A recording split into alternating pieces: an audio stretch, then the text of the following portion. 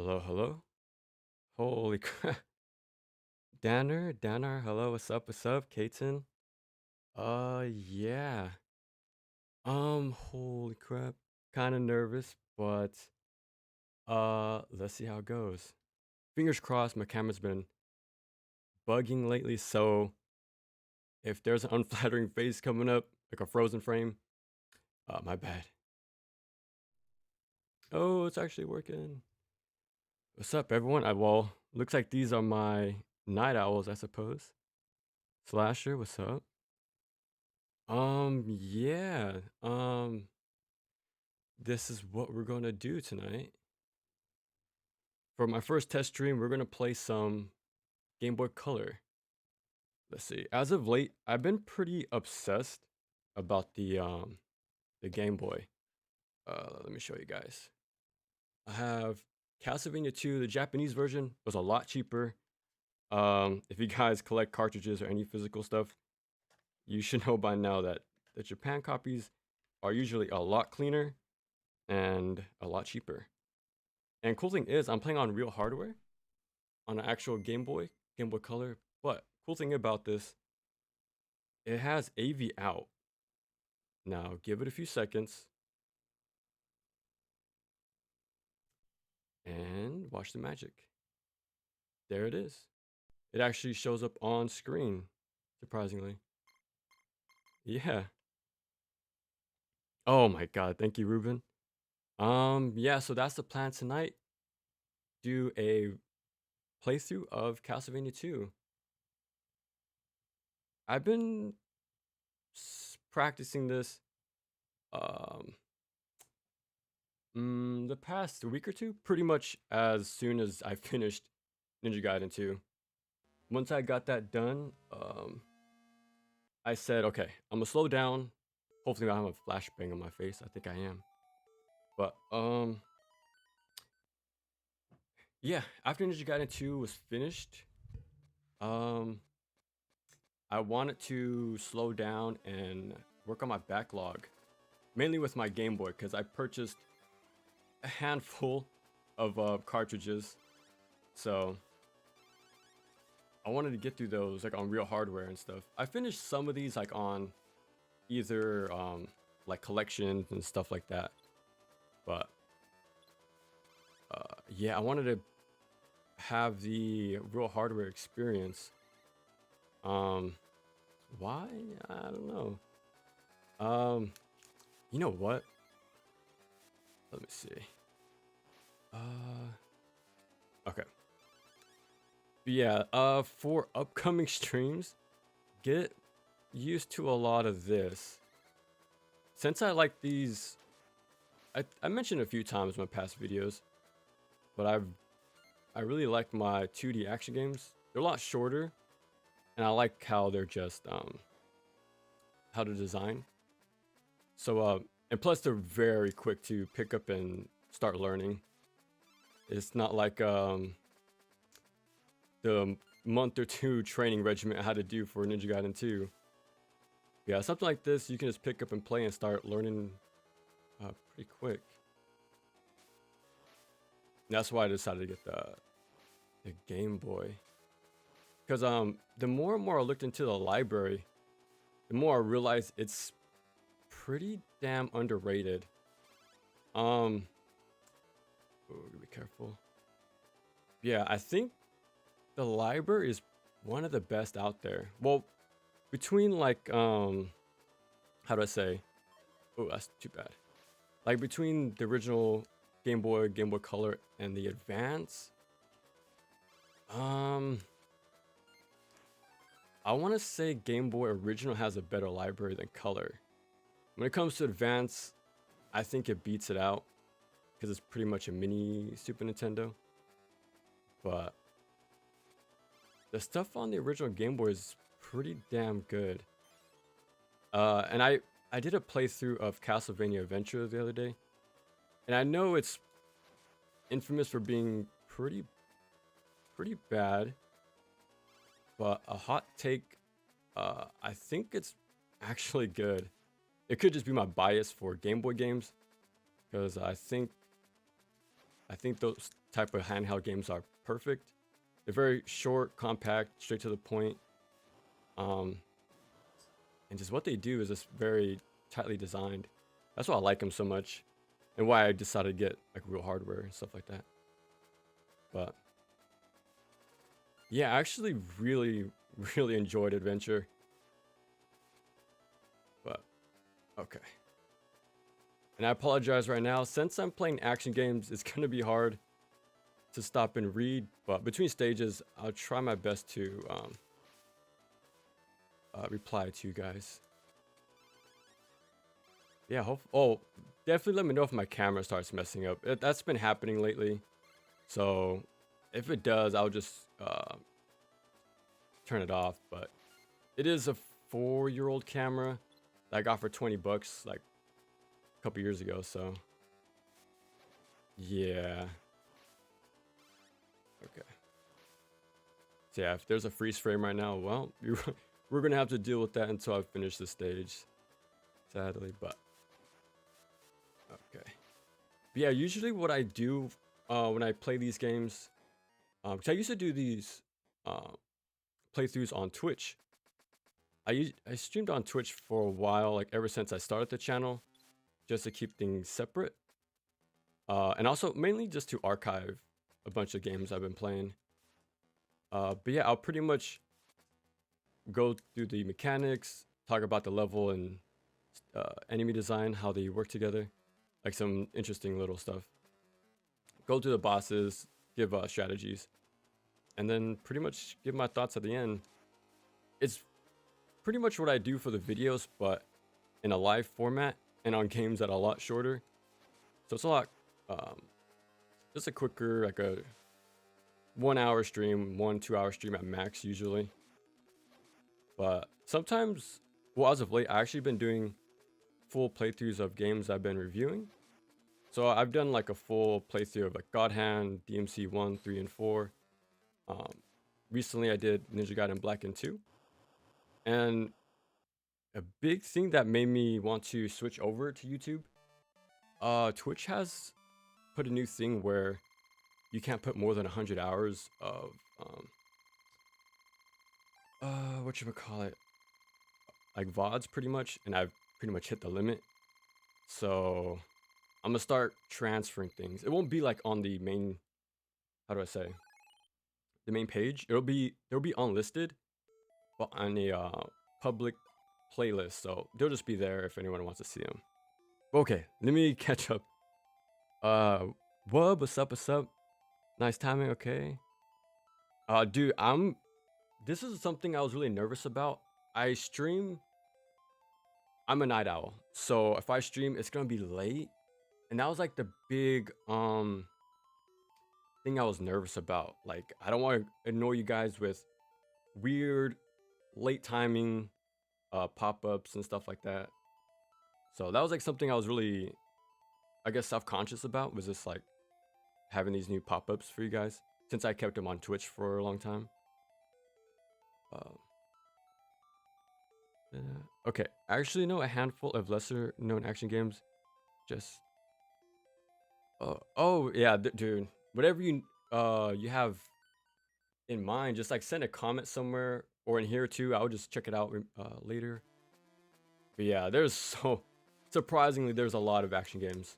I'm kind of still blown away how much there is. But and we're only getting more, luckily for us. But yeah, I do plan to do a full playthrough of Razor's Edge once I'm like more warmed up again on that game. Like I said earlier, after finishing NG2 in that video, I really needed to take a small break. So right now I'm just doing the process for Razor's Edge pretty slowly. But once things just kicked off, it's gonna go by pretty quick, because NG2 I finished multiple games on a few difficulties. So I think with just one game to grind through, I think it'll be a lot quicker. So I think I think the video won't be too far off in comparison, hopefully. I did pick up an original copy of NG3. So, and I still have my 360 and all that. So I'll try to play the original 3 before all the updates and the weapons they added.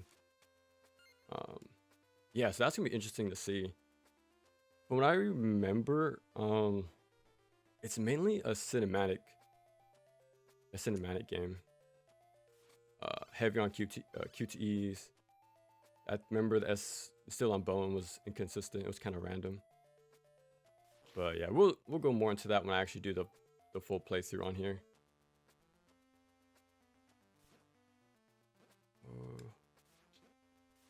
Yeah, that won't happen for a while. Like I said, I'm gonna do that when I'm more warmed up. But yeah, that's gonna be fun to do. And I'm gonna start slowly. Oh, I forgot. You can jump up and then spawn this guy, and then there you go. Now he's this might get me killed. Okay, I just had to hit him a little higher. Yeah, I should actually start talking about this game. So yeah, this is the sequel of the Game Boy trilogy. There's actually a 4th one, Kid Dracula, which I also want to get through. I'll probably do that one next because I just been whatchamacallit, playing through the handheld Castlevania games as of late. Okay. Yeah, this one has sort of a Mega Man style setup. You probably saw it earlier, but there's 4. All right, we get them. Oh, that's fine. There's 4 stages you can start with. I usually do like a counterclockwise path, since the top left is easiest map. Well, for me anyways. All right, let me do one more time. Okay. But yeah, I kind of like that, the choice they give you. There's no like Mega Man like routing or anything, like power-ups or anything. I don't think you can even carry over your sub weapons, so it's kind of a one and done thing. But yeah, we have 4 stages, and then we unlock pretty much a Wily's castle at the end. We get a 5th, the Dracula's castle at the end. We have 2 more stages. Those are a little more trickier, as you can imagine. So hopefully those don't give us too much trouble. And Dracula in this game is probably the most infamous boss in the game, right up there with Dracula X on the Super Nintendo. Man, I'll talk about it when we get there. But yeah, that's the first time going through this game that really held this game back for me. Yeah, we'll get there when we get there. I'll just say for now, it's very memo heavy. That's for sure. Cool thing is, whipping will destroy the platform, but with the holy water, it actually prevents that from happening, which is pretty cool. So there's some like neat stage interactions depending on the enemies you're fighting. So yeah, with the short, whatchamacallit, ceiling, we can only jump like on these little areas. But since I have the holy water, I can just toss that instead. Oh, there we go. There we go. Yeah, it sucks I took a death so early, but they're pretty generous with 1-ups. So hopefully, I would like to get a 1cc on this thing. It's a lot longer than Adventure though. That's another reason why I really like that game. It's only like 20 minutes long. So it's not like a huge investment, but this one is quite a bit longer. Oh, I kind of messed up. Okay. Yeah, so these guys give us some platforms to work with. If you notice, there's no stairs in this game. Something well known about the Castlevania Game Boy games, they replace stairs with ropes instead to do vertical platforming. Want to get off that real quick. Man, they actually do some very clever level design. I think Dracula Stage 1 is where you'll see it most, but yeah, when we get there, I'll talk about that more. Okay.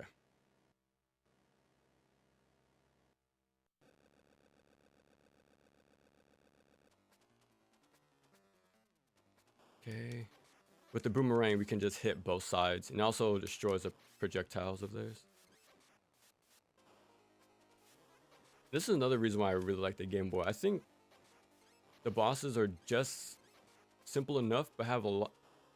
But they have quite a few. Oh, this is bad. Oh, never mind. The cross came in clutch for me.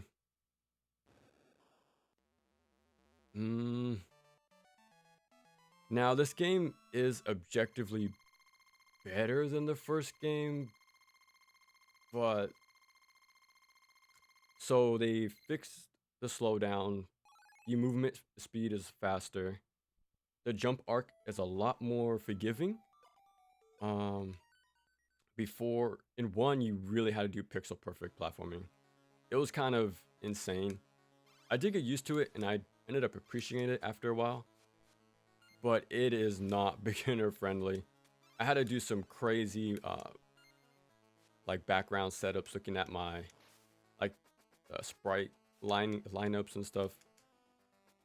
Like you really have to play perfectly, and for platforming wise, this game there's nothing like that at all. What else? You no longer lose your power up on hit like the first game. There's only one enemy that can do that now, which are the little like baseball mitt looking guys.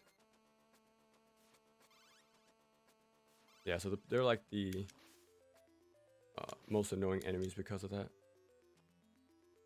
Quick movement. I think I'm a little ahead of my screen scroll. So it's not showing me too much. You don't want to jump here. You just want to walk off. There we go. Okay. Get about here and just start mashing jump. And surprisingly, well, these guys, you really want to be careful. Yeah, because those orbs it tosses out can de-level our whip. But yeah, surprisingly, the Game Boy Color is not too bad. Like, I thought the form factor would be a problem for me, because, you know, these consoles were made for kids, and I even had one growing up. And I kind of figured it would be uncomfortable to play, but either I got used to it, or it's actually not as bad as I thought it would. With the more tinier buttons and more cramped spacing. Because I did get a DMG Game Boy recently, and that thing broke on me after like 3 days, which sucked.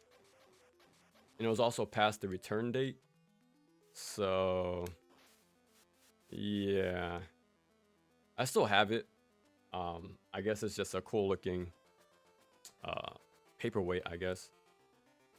A cool looking one, but yeah, it sucks. It doesn't do anything anymore. Classic, but I guess it is a hunk of junk right now. Oh, this is kind of bad.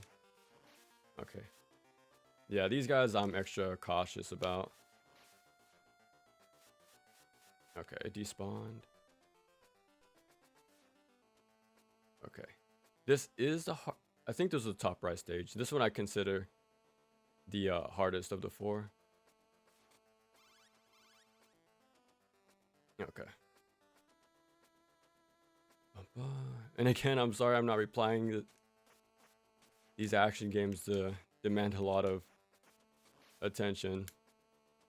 Even though it's like a Castlevania game with a slower movement and more like calculated platforming, it's quite demanding. There we go.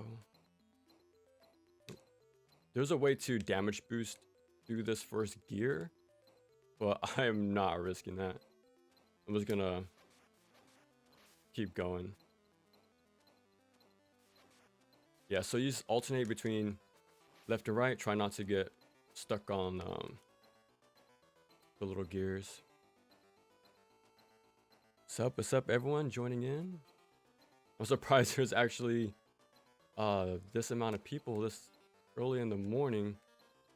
I said this earlier, but this was kind of what I was nervous about to put on you guys. Just a new notification at a random at 2, 3 in the, well, for me it's 2 in the morning, 2:30. I'm like, oh God, hopefully it doesn't like annoy people. But yeah, usually these streams don't last too long, or I don't do it too often either. There's a quick like one-off, do a short run playthrough of a 2D game, so it won't last no more than 2 hours. Yeah, and it won't be too frequent either, where it's like bombarding your notifications either. You don't want this. I think that's a holy water, but it's not what we want for this boss fight. Okay, yeah, you really want to be careful with that little orb it tosses out. Okay, here we go.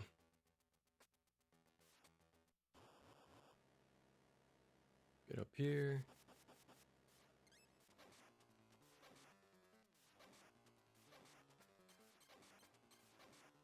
Quick. Oh.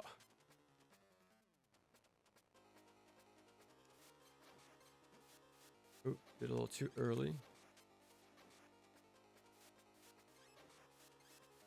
Nice. Okay, hopefully I can catch up with you guys. I don't have a Game Boy Color, but I remember I used to emulate Rayman 1. Ooh, that does sound fun. What do you think of the combos of the new Shinobi? I didn't even watch the video. I skimmed through it a bit, but I didn't get to check it out. It's interesting to know that they're going that route though. I noticed it's a lot of like references to Shinobi 3. And I can't blame him for that. Crap, I actually don't remember what stages I did. Hopefully I didn't do this. No, I didn't do this one. I don't think. No, yeah, I didn't. Okay. But yeah, I do like that idea though. I think it'll be a nice spin to the formula. Cause man, was Shinobi 3DS the last like Shinobi game at all in general? I got a cheap 2DS just to play that game and the 3DS like sort of remaster of Shinobi 3. We can map your controls to every action and stuff like that. Those games are pretty damn fun. It sucks they're locked onto that console, but it was fun while it lasted. Hopefully they'll port those over, but I'm still waiting for a port of the Konami Rebirth series, which I'm surprised never happened. Like, even though they're not my favorite, it's just good to have them at least archived, you know, somewhere people can actually play them.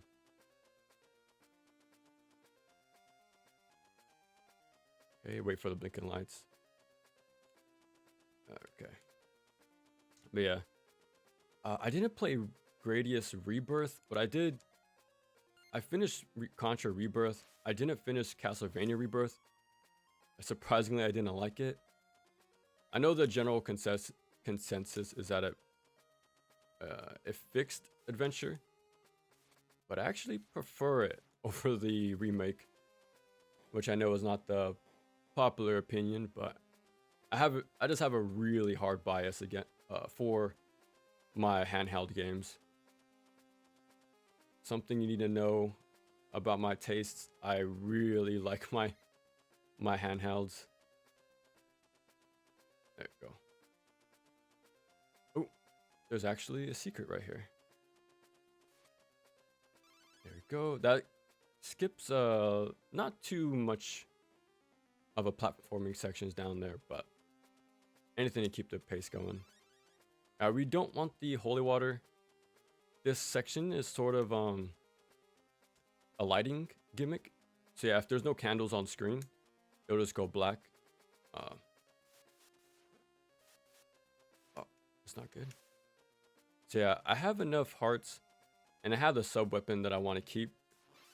So I should be fine. I don't want to mess with anything. I try to hit it on the way down.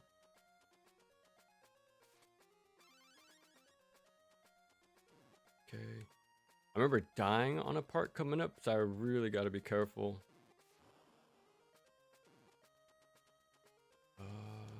Okay, let me turn my back. There we go. I want to make sure I got knocked back towards the stage instead of away from it. You don't want the classic Castlevania death. And this is done with the section. Okay. But yeah, have you guys ever played these games? I know they're very, very old, but I don't know.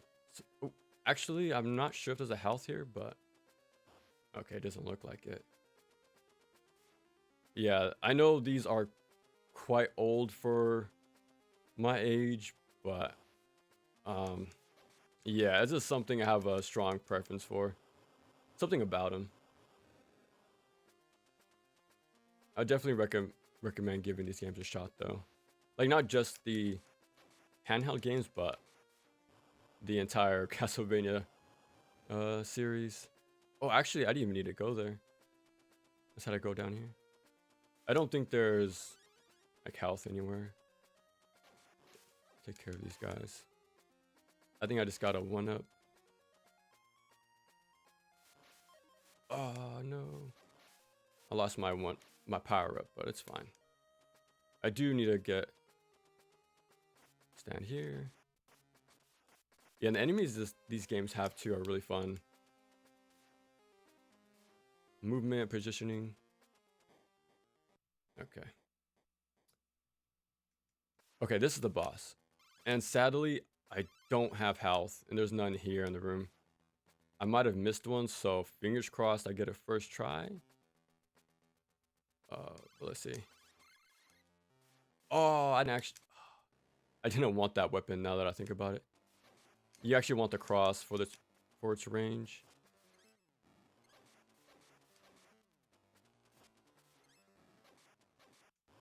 Okay.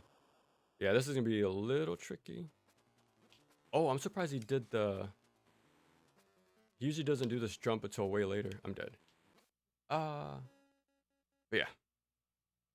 You never heard of these? Whoa, that's surprising. Well, they are like 30 years old now, so that's not.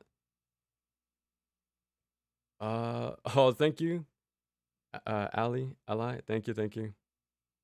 Uh, Playing a lot of Beautiful Joe. I'm glad they're helping. I know. I wish I could do better on some of them. Like on God Hand, I know sometimes I'll describe things like, oh yeah, just use your meter on this guy. Yeah, there's some things I wish I've done better, but I'm glad they're helping, like in any way possible. Because these games are a lot to delve into. So yeah, anything that can help, I know, goes a long way. Okay. Quick. Oh, I might get hit.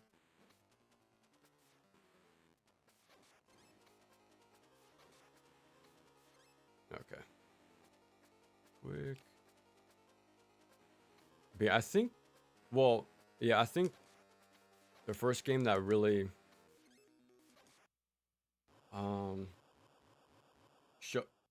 what's the word I'm looking for?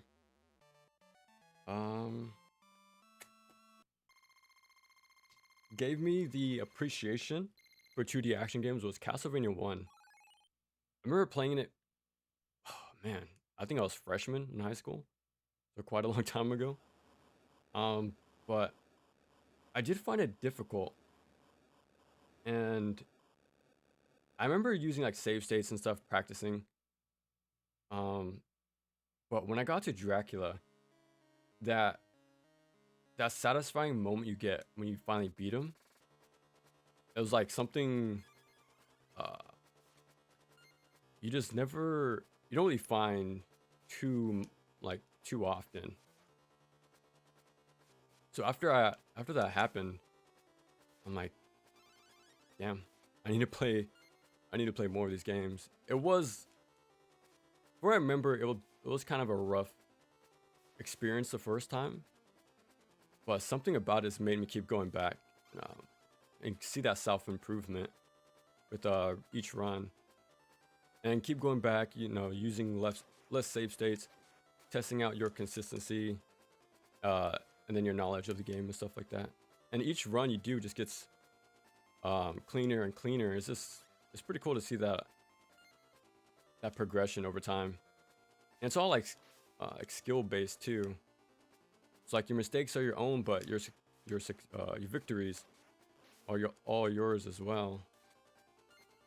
So I know I play a lot of I'm playing Marvel Rivals too as of late. I know it's very easy very easy to like try to blame your teammates. So I do that a lot. But when something like this, well, I guess fighting games are close to the same thing as well. Like your victories are all your own. So are your mistakes, but when everything works and it comes together, uh, it's well worth the effort. There we go. But yeah, this is the final stretch of the game. Not too much more to go, but I should probably start talking about Dracula now because he's actually um quite the issue. Okay, if I oh quick. Yeah, okay. So I said earlier, but Dracula is um a memo boss. You need precise positioning. One mess up and it might be the end of not just the run or the stage, but like the run in general. Because not only does he do 4 pips of damage, you only do 1. So to play optimal, you need to know all his teleporting positions because they're fixed, what I remember. So if you don't get it your first try, you're going to have to play as safe as possible, memorizing every single spawn point as well as their safe spots on the little platforms. And then do that for 4 minutes of just doing 1 pip of damage while he does 4 if you're not careful. So the trade-off of trying to play anything other than overly cautious won't get you far. And doing that for 4 minutes is kind of insane. I might get hit. But if I can do well with the second stage coming up, I need to end with the cross in hand. And there's a quick, not a quick kill, but something consistent enough where I can get him killed with only 30 seconds of memorization, which is a lot better than 4 minutes. And I've tried. I looked up videos of people doing it a lot faster, but even done with low upgrade whip, it's not the prettiest of boss fights. But now that I have some idea of what to do, so it should be fine. Like if I don't kill him first try, it's gonna be kind of rough. I'll probably either just gonna call it there because it's that big of a problem if I don't kill him, or redo the previous stage with the password. Yeah, because I think stand right about here. Ooh, just walk off. But yeah, that's something. That's some only thing I'm really stressing out about on this playthrough. Like if I don't get him first try, it's gonna be pretty rough. But fingers crossed. Whatchamacallit? I was planning to do this stream for pretty much a week now. And I was playing this in the meantime. And that's when it hit me like, holy crap, we're getting Summer Games Fest in a few days. There is a chance we might get news on Ragebound since that's nearly time for it to release. So, and I want to start, like I said earlier, the Twitch limiting my VOD space and all that. So, like, well, no better time than now to play here, and it would be nice to get those first impressions and stuff of Ninja Gaiden. But yeah, that's coming up soon, so I'm really excited. So let's see. I'm very confident in Ragebound being good. I'm not like skeptical, because I know like Platinum's name isn't as strong as it used to be, but I still enjoyed Bayonetta Origins and 3. Like their recent stuff I'm still a fan of. I haven't checked the team, like the people working on it just yet, but I think we're pretty solid. And from the clips they've been posting often, I'm trying to get like an early read on how it's gonna play out already. Oh, I didn't make it. But yeah, this boss is very rough too. Hopefully it won't give me too much problems. I could have gone for a second hit there, but yeah, for this boss you want to be on ahead of the screen as much as possible, because the contact damage is insanely high. Oh, I'm glad I got a first try. Playing Darksiders 2 a whole lot. No, you deleted your save. How did that happen? Did you overwrite it, or just in your like main console settings? Damn. A story I have about deleting saves. Way back when, I remember I used to share like a profile with my dad on a 360, and he would play Saints Row 2 a lot on there, and I would play it occasionally. Like he would just let me play it on his profile. And I remember one day I started a new game and I accidentally saved over his profile, like on his one save. I'm like, oh no, I felt so bad. And when I told him, like he was understanding, of course, it's just a game, this is a save file, but I remember it being so devastated about it. Like, oh my God. But I think, yeah, after that, that's when I made my first account, like my own personal account for the first time. But yeah, save files, man. That's another thing I like about these older games as well. Since they're so short, and like this screen is so tough because it's random if the orb goes up or down. But luckily, it worked out for us. But yeah, yeah, these games are so short. It's easy to pick up and play. They're not insanely long where, like, if something goes wrong, corrupted save file, it's, you know, like a done deal.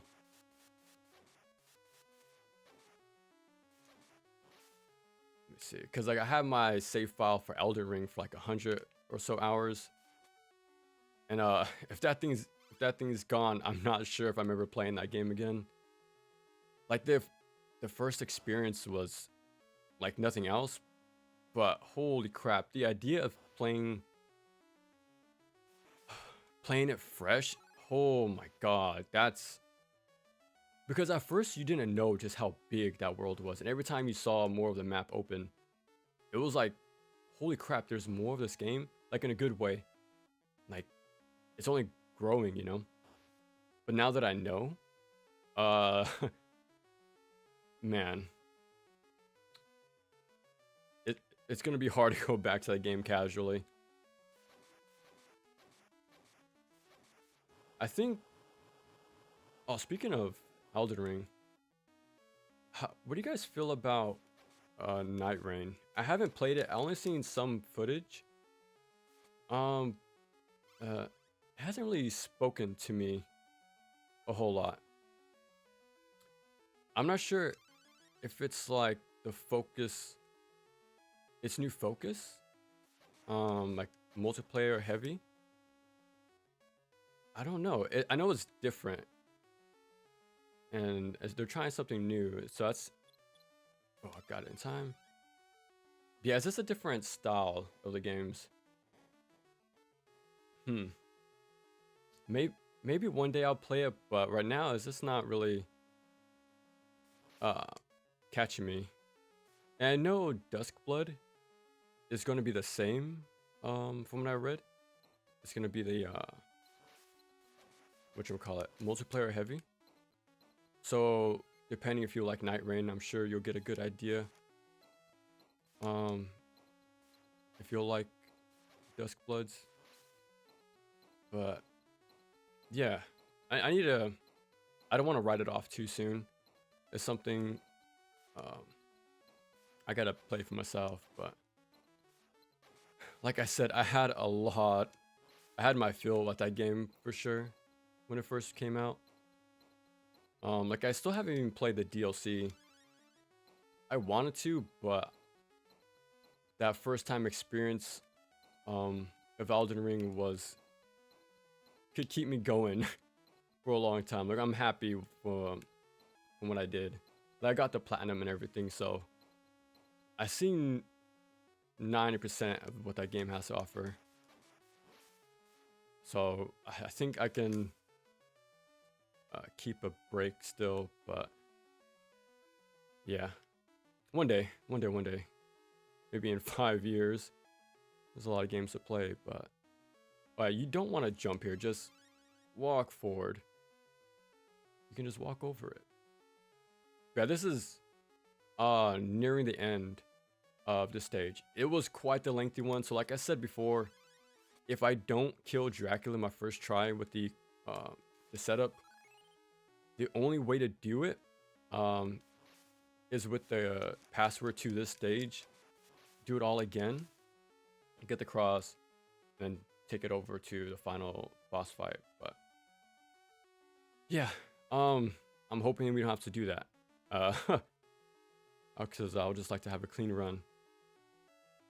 Oh, and because they broke tradition with Dracula's boss fight because they don't give you a sub weapon on the previous screen. Like it would usually give you everything you need, like a few hearts, all the whip upgrades, and a sub weapon. Sometimes two, like for pick your poison. But in this game, they don't give you sub weapons at all, and that's a big bummer because you kind of need to do any extra damage you can, because like I said, he has a lot of health. He deals a lot of damage, so you have to play overly cautious. So if you want to memorize 4 or 5 minutes of his patterns, then yeah, be my guest. But fingers crossed. Oh, actually, luckily they respawn. Okay. Yeah, because we're going to use their little web as our climbing.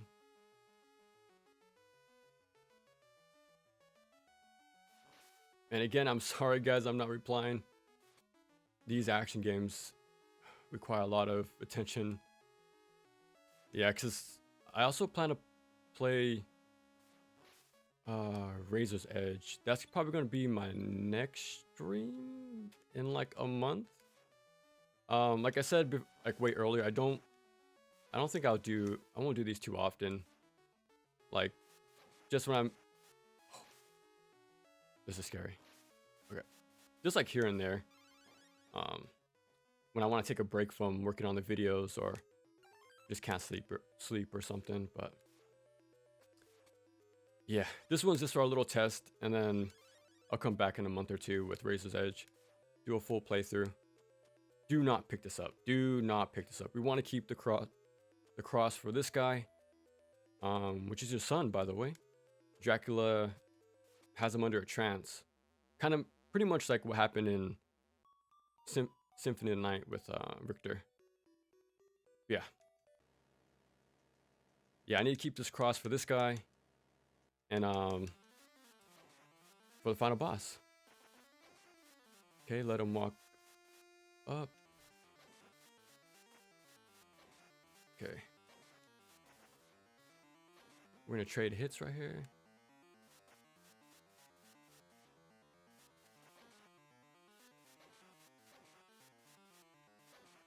Okay. Nice. Okay, but everyone, let's hope we get this, because this is very stressful. I heard yeah, I want to play the DLC. I remember the complaints being it's reaching a crazy point in the series, like Souls games in general. Like the I'm sorry, I gotta focus. This is actually very, very intense. We have a very lengthy credit scroll coming up, so I'll use that time to catch up with you guys. But oh, okay. Oh crap. Okay, I should have mentally prepared for this, for the memory, but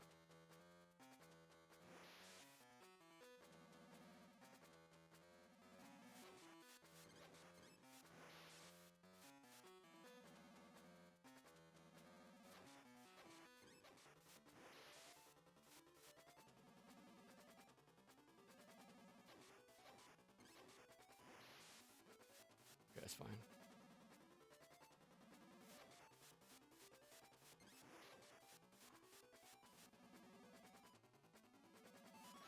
We won.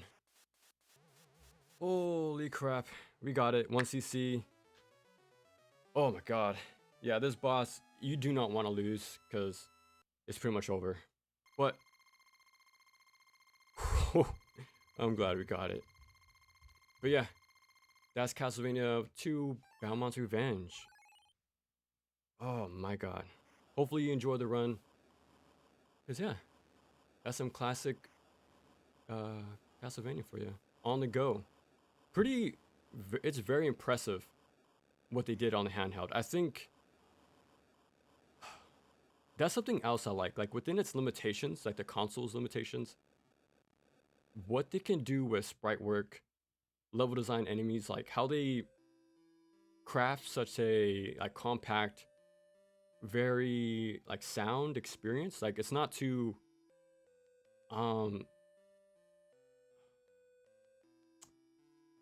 the how to say, within their restrictions, limitations, they do so much to create a full game, and it doesn't like let them go overboard with like too much stuff. I guess since we just talked about Elder Ring, like it can get too much like content where it's like really hard to go back to like replay value wise.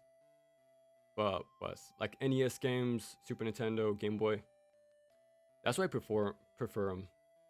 They're just a lot more tightly designed. Like stuff like surprisingly like Sekiro, that's probably my, that and Demon Souls are probably my top favorite FromSoft games, because I can beat Sekiro in 2 hours with the Shura ending. So I like how stuff like that is still intact for like modern action games, but like that very arcadey pick up and play one's like sitting playthrough. But yeah, that's why I like these games so much. Yeah, after a while, yeah, the shorter games are just way more appealing, because you know, like any progress you make, like learning patterns, the level design, like once you know, like you can't unlearn it. It just becomes like a you can see the mastery, the progress, like personally, uh, way more quickly. Because like longer games, you don't see it as immediate, and sometimes it's like based off stats and stuff or gear. But when it comes to these games, it's very immediate or apparent. Like, okay, I'm growing, like as a player, like learning its specific controls or like gimmicks and stuff like that. This is the new Ninja Gaiden, yeah. All from soft needs now is a battle royale. At this point, I wouldn't be surprised if that's the next thing, because with what I saw with Night Rain, they have the circle, don't they? Like similar to like other battle royales, like they have the yeah, like the fog or the zone closing in. As for Ninja Gaiden 4, oh no, don't worry about repeating. But plenty of people seem to be worried about it because plastic. Yeah, that's tough because like with I really liked Bayonetta Origins. Let's see. Like the most recent stuff was like Astral Chain 3 and Origins. Um, they're definitely far from the arcadey style they did with like Mad World, MGR. You know, those games are very short and digestible.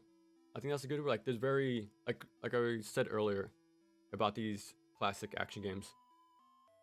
They're very pick up and play. Like over time, that definitely became less of their focus. Um, yeah, I have faith it'll still be fun, but yeah, you just don't know until we get in our hands. Um, so I think I'm the rare few who still have hope that that Platinum can do some cool work. Um, so we'll see. And from the gameplay, from the shorts, I'm liking what I'm seeing. So yeah, we just gotta wait a few months. It won't be too long. Won't be too long now. Night Rain is a project from a first-time director. Oh, okay. Try something new. Okay. Yeah, I like that they're doing. I like they're giving themselves like a break to do something new.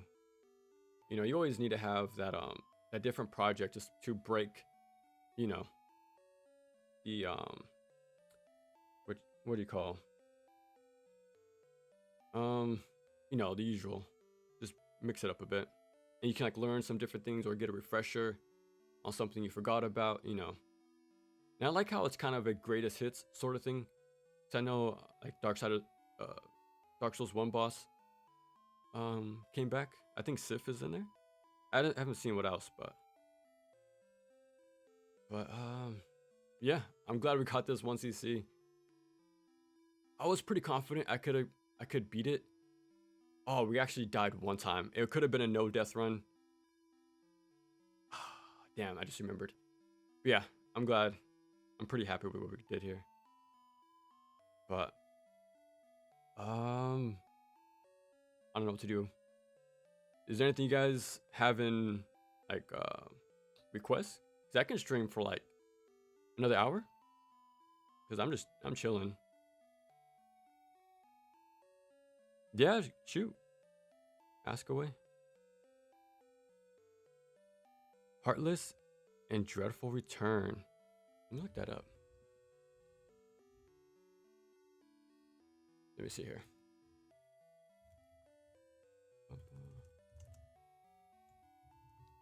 Let's see.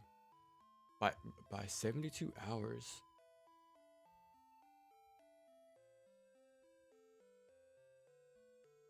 2023. Oh, okay, so still a pretty recent game. Oh, man, there's so many games to play. This does look really cool. I like the look of it already. Like um, that style. Yeah, I'm glad there's more like indie action games coming out because we definitely need more of them. Oh man, what 2D action games would I recommend? If you've seen my Ninja Gaiden Black video when I was talking about movement stuff, pretty much anything in there like Castlevania 3, Hagane, Rocket Knight Adventures, Street Fighter 2010, um, all the Ninja Gaiden games, of course, the Nintendo ones. Yeah, yeah, those games are the cream of the crop for sure.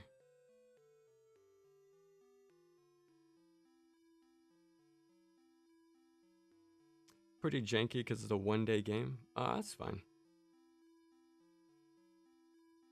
100 updates since. Oh wow, that's I like the commitment though to keep at it.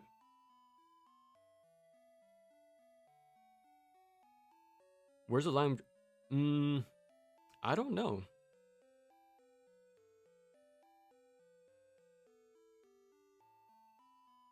Hmm, I don't know.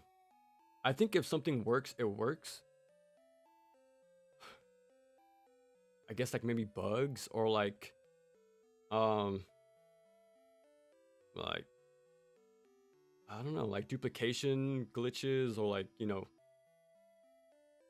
max stack glitches or something like I don't know. But I think if a strat works and is consistent, then I think it's fair game. Like these action games or games in general, like the developer is presenting an obstacle for you to like figure out, and once you do, then I think your reward should be you know having that consistent win with like mastery, execution, consistency, stuff like that. Beautiful Joe, I might have it installed. It's been forever since I played that game, like since I worked on the video, but um, yeah, I'll get it set up. So give me 1 second. Be right back.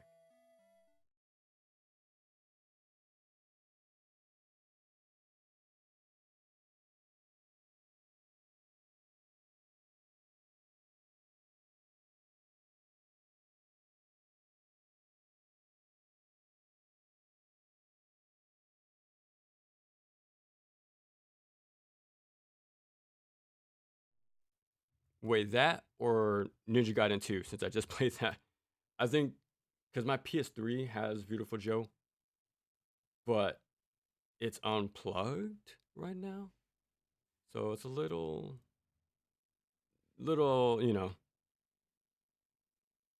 Oh, yeah, yeah. It's a good game.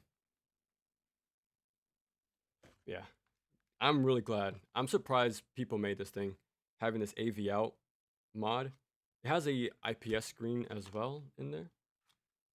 So, like, I'm glad it's what's the word? Future proof for now. So I'm glad I can finally play all my little Game Boy carts.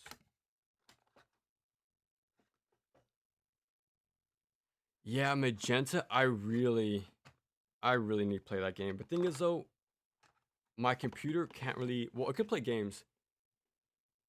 It just can't play and record at the same time. That's the problem. That's where things start to mess up. RPGs from Team Ninja games are taken more lightly. Um, okay. Uh, RPGs from are taken more lightly. Mm. Oh, time. Oh, I haven't played that game in years. I'm looking forward to it, but man, um, the install. That's another thing. Ninja Gaiden 2 Black. I did not like how that game was 80 gigabytes. That is way too much. Um, that alone is something not to play that game. I like it, but compare that to Ninja Gaiden 2, like 8 gigs, you know? That's a lot, you know, easier to play. But yeah, I'm gonna set up. I'm just gonna play Ninja Gaiden 2. We That was the last video we done. So have some more. I would say modern action games, but that's nearly 20 years old. It's crazy to say that out loud, but that game's 20 years, almost 20 years old now. Like I tripped out when I hit me that Kingdom Hearts 2 was 20 years old as well, and Ninja Gaiden Black. So yeah, I'll leave you on that while I set that up.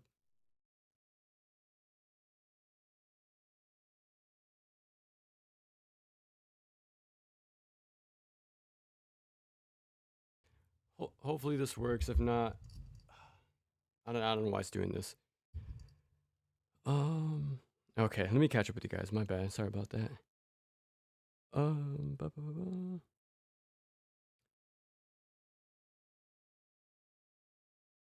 Okay. Regarding BSAI, Neos is pretty tame. I remember it being very well done. Yeah, I remember before doing like the whole Ninja Gaiden thing. I remember, I think the original plan was to do NG 1 through 3, Neo 2, Metroid Other M, like all the Team Ninja games I haven't covered yet. This was going to be Team Ninja's year, but the decided to announce a bunch of stuff, so that was going to pretty much be the end of the year stuff. Ta-da. How worth would you say the Xbox we purchased for this? You have to be an insane diehard fan, especially since they raised the prices. Man, I have no clue why it's doing this. So I changed the chords too. Let me see. No, does that mean no Ninja Gaiden? I have no idea why it's going crazy right now. It just doesn't want to be played. But yeah, getting the, I got the Series S. I got it like Black Friday, like a nice deal, because I knew I was only going to play Ninja Gaiden on it, and probably Game Pass stuff on the rare occasion. But yeah, for those two games, I enjoyed what I got from my purchase. But yeah, you really have to be a crazy diehard fan. And I know they just raised the prices too. But yeah, so that's like another layer. Like it's gonna make it more tough.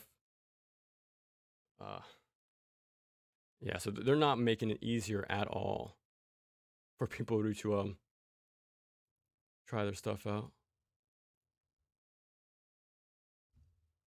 Yeah, I don't know why it's not capturing.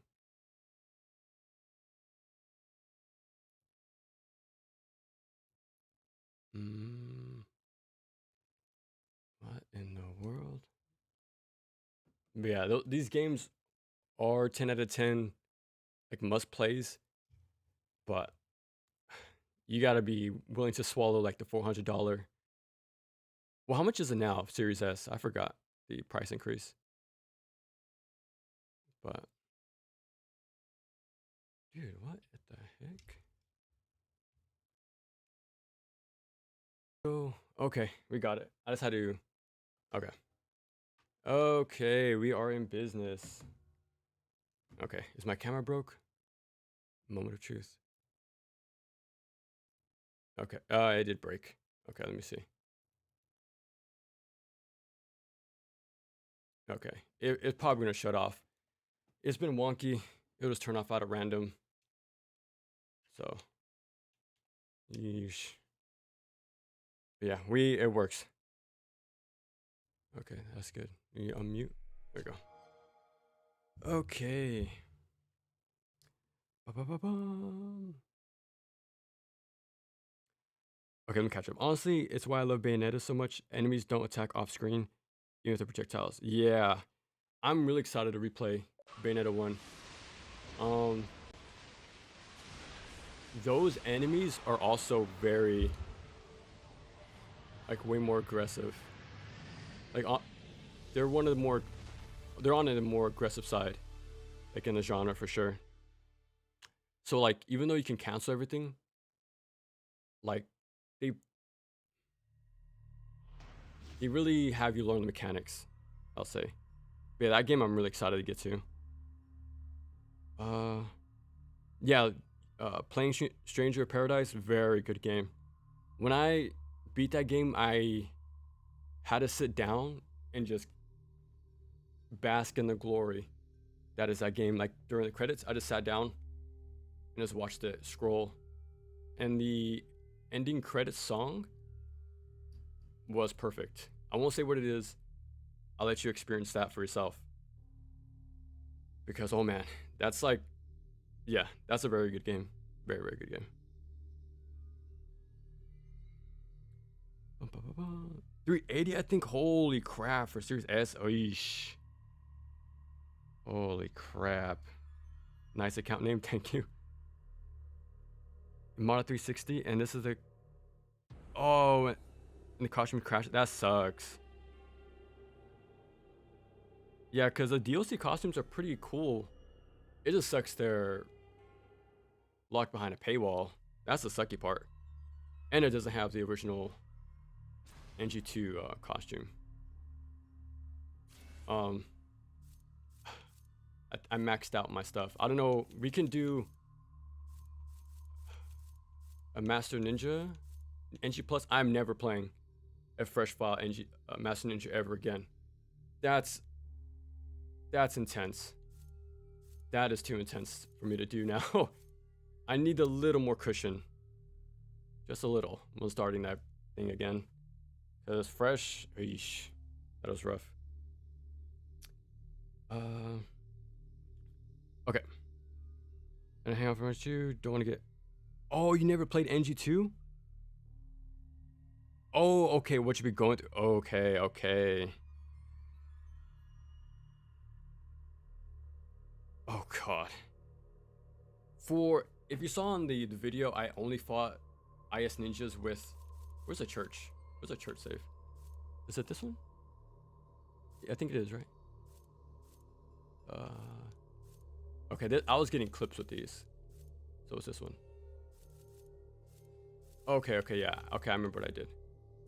I didn't have the dragon sword leveled up at all. So I had to run back, go all the way back, upgrade, and go all the way back to the save. Use that, keep that save for like video purposes. Yeah, that's a bummer. Dang. Okay, we're gonna warm up with just this part for a few minutes, and then I'll probably start NG Plus for Master Ninja. Just go through that for a little bit. I won't be streaming too much longer, probably an hour, 45 minutes. But yeah, enough waiting. Okay, time to warm up. Okay. Guillotine throw is your friend. That's pretty much my go-to. Wind path is also good. But holy crap. That whatchamacallit? Guillotine throw is insanely powerful. It has the most iframes out of everything too. So yeah, you really, yeah, D-limbs, bunch, iframes. Yeah, you can never go wrong. You want to avoid Izuna drops, like I mentioned. It is way too risky around these guys. Okay.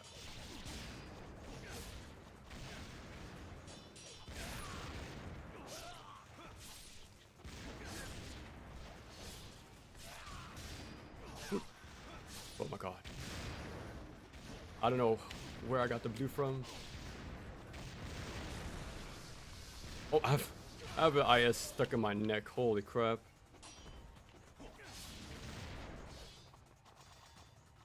Give me my blue. Yeah, I'm trying to get these instant kills for the blue pickups.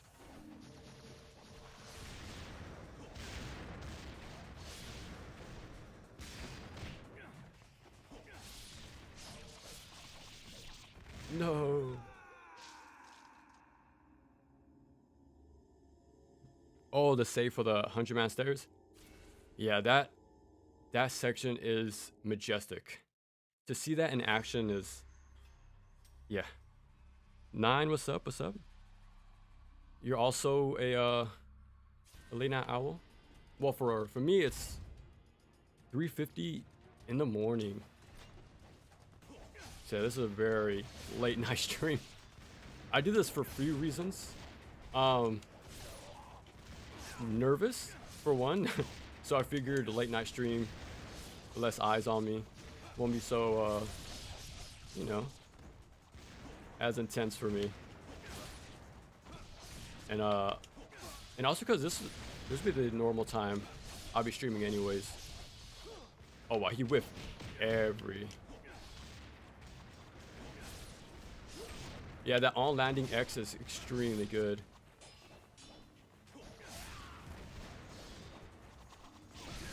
Ooh, nice. Oh, did it too early. Yeah, the on landing X delimbs pretty decently. Like, very good. He dodged my counter. And then it also links into to a heavy attack, to a launcher, and then I'm trying to flank swallow. No.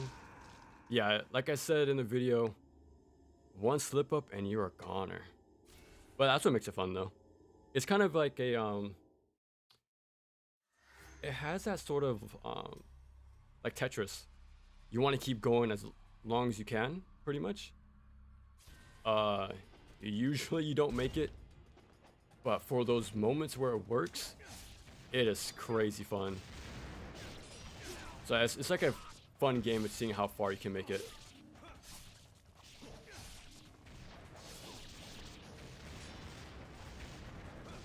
But I had no essence lying around.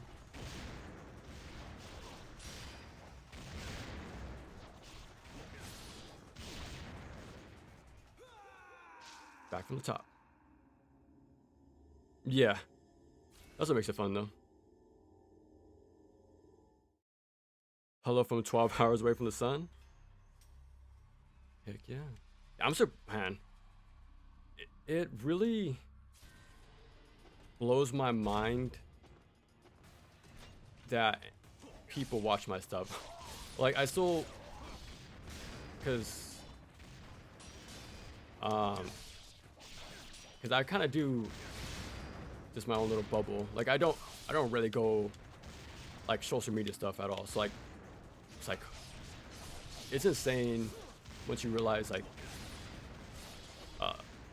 what my stuff reaches, like where it goes to. It blows my mind every time.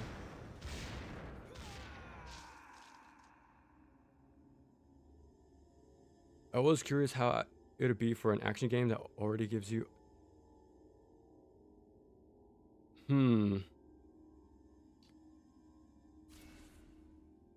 Let me see. The only game that has that, like, secret moves is like Symphony of the Night with the command inputs for magic and stuff. But an action game to give you everything is like Shinobi comes to mind. So it's just all about learning how to just use them. But yeah, like it would be very cool to see more games do that more often though. But I think it'll only work if the game is short. Like, that's why I really like. Well, DMC 1 has the unlockables, but I think that game could have been just fine without the shop. Because it could have been like Shinobi in Nightshade in that way. Like, you have all your tools from the start, and it's just all about, how do you say, learning how to use them in different enemy types, stages, you know, the classic action game setup. Hello, hello, what's up? But yeah, yeah, that's why I'm excited for more indie action games. I think, cause like I was mentioning earlier about like why I like the classic action games a lot. They work within their means with their limitations. So for like a small developer, like okay, whatever I put in this game, whatever I work on, it has to be here for a reason. We can't have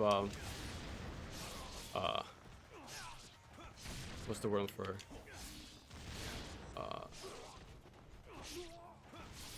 content creep? I forget the phrase, but like taking on more than you can chew. Like, we have to work within our means, and I feel like that would be perfect to make a game. Okay, we have all our tools from the start. Let's just make fun, engaging, like level design, stuff like that.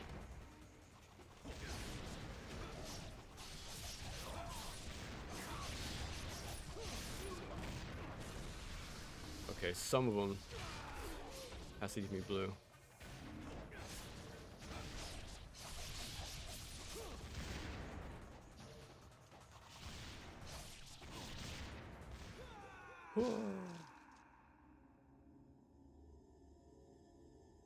Oh, for Astero? Actually, I never heard of that. I heard, what was it called? Spirit Cross Force? Spirit X Force?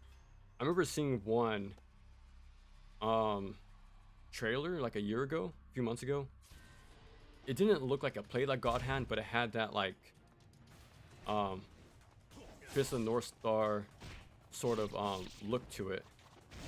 Like the beginning stage of God Hand, like how it did. Like, that one looks really fun. Like, just having like an action game like that, like a 3D beat 'em up, it's gonna be fun to see. I'm surprised I didn't take more damage.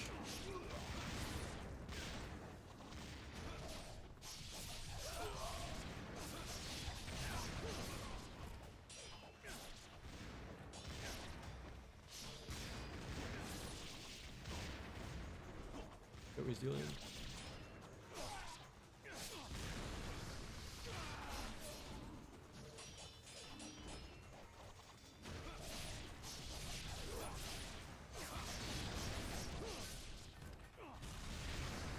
Oh, there's blue.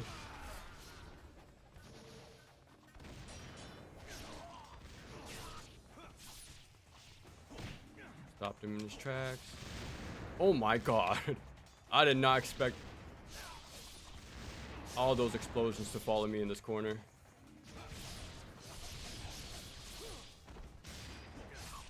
Oh, nice. Spirit Extract, that's the one. Okay, Forestero? Okay, I'm gonna have to look that up. That's the first time I'm hearing that. So that's gonna be pretty cool to have more of that. Because recently I looked at my Sifu gameplay. Like when because I'm getting all my old stuff from Twitch off of there to move on here. For like that playlist I was talking about earlier. Now I was looking at the gameplay again because I haven't played it since it released. It's been like 3 years now, I think. So it's like after watching it, like it's a lot better than I remember. And I know I had the idea to remake that video the same way I did Future Rage 4, because that was another video I made around that time. It was made so early on. I want to redo it because I think I have more to say about it and can do a lot better job since it was such an older video. But yeah, that's something I do want to go back to and play and remake, because I think that's a really good game. Oh, I'm surprised he didn't get delimbed.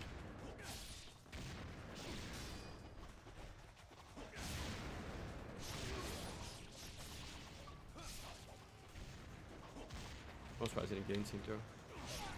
Yeah, I'm looking forward to start playing. What you call it? Razor's Edge again. And with 4, it's coming out very soon, so I kind of need to hurry up and really get to it as soon as possible, because it's gonna go by very quick.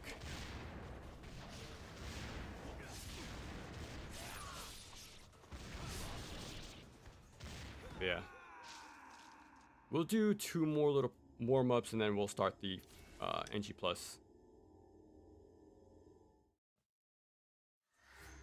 But yeah, when you play this game, I really recommend to have a save file just for this fight.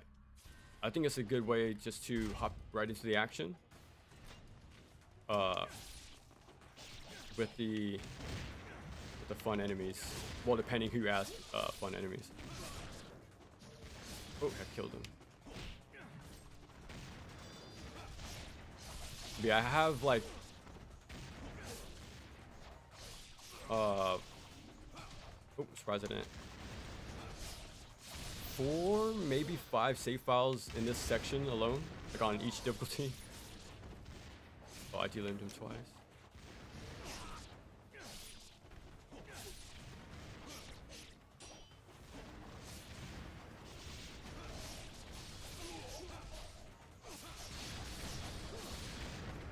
Holy crap.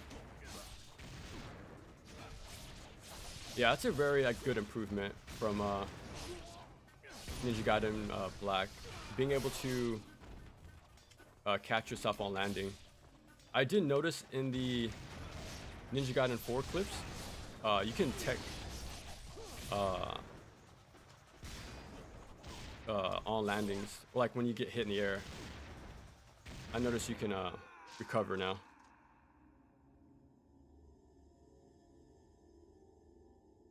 Oh yeah, Platinum's doing most of the work. I'm pretty sure, yeah. I think Team Ninja is just advising, just like little notes, pretty much. So yeah, we just have to wait and see. There's no difference, I think. I want to say yeah. But I do have faith.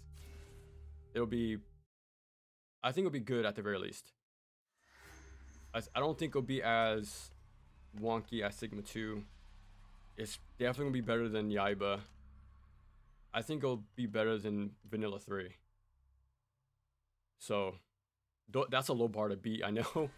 But I'm confident it'll be pretty fun. I've only gone just by the clips. It looks like a good blend of 2 and Razor's Edge so far. I've noticed though,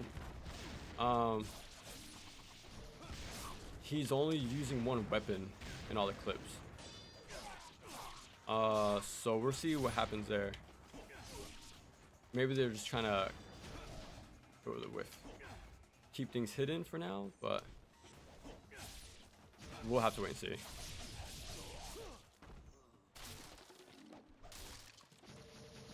So yeah. Because I know these games take place before the NES games, and in those games he has a katana only. But it's pretty safe here. But yeah, it's gonna be very hard to take that away from players, because that's a huge like removal. Because there's a lot of classic weapons at this point. Like you kind of need to have, because like you gotta match Ninja Gaiden 1.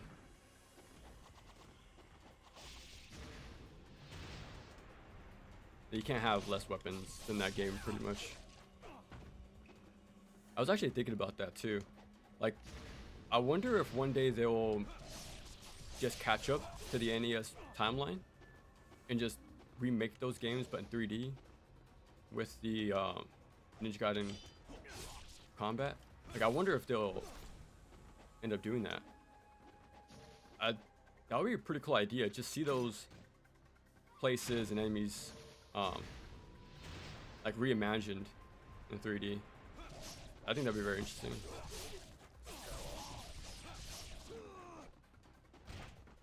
That's another thing I've noticed too. In Razor's Edge, your UTs don't end like that anymore. Like, they can stop midway through.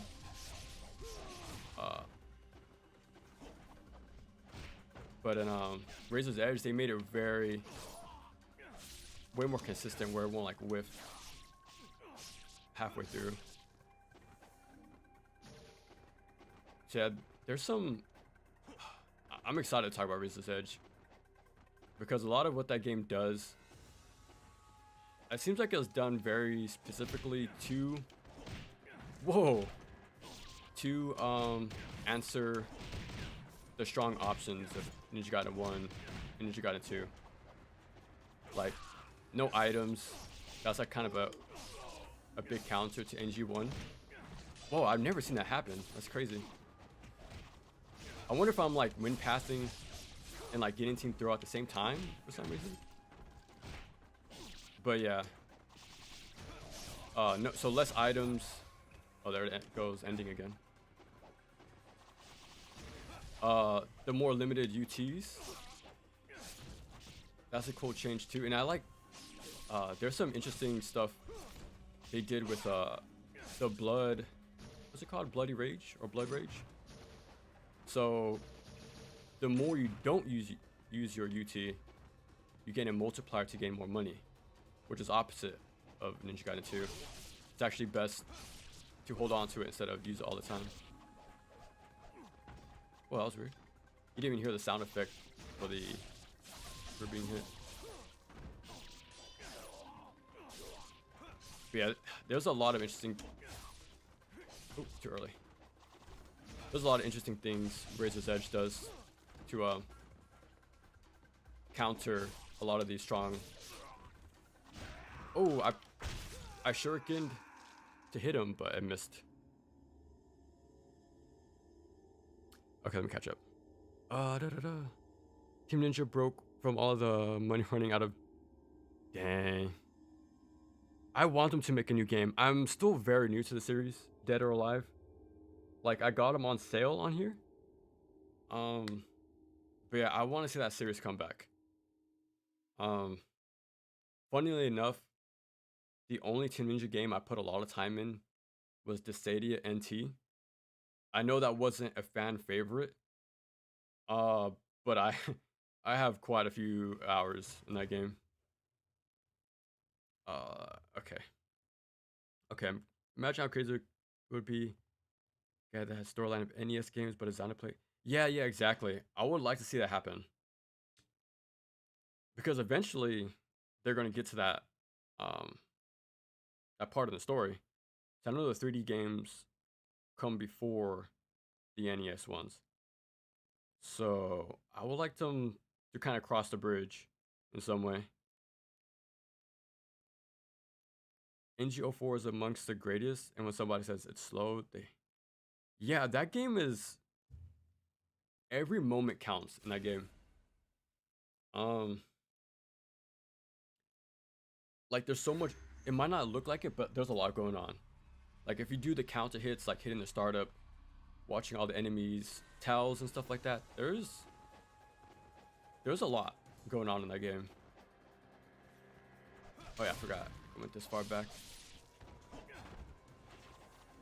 Yeah, especially like on, well, of course on higher difficulties, that's when things really get pushed to the. This is why I said the Dragon Sword isn't too, like, it didn't do them to. Yeah, this weapon is classic, but it's not the best for this game. Like, the UT whiffed, the counter didn't delimb twice. Like, it's fun. It's a very fun weapon with all the tools you need, but it's not very strong in this game. Crap! I lost my. Yeah, no. No head.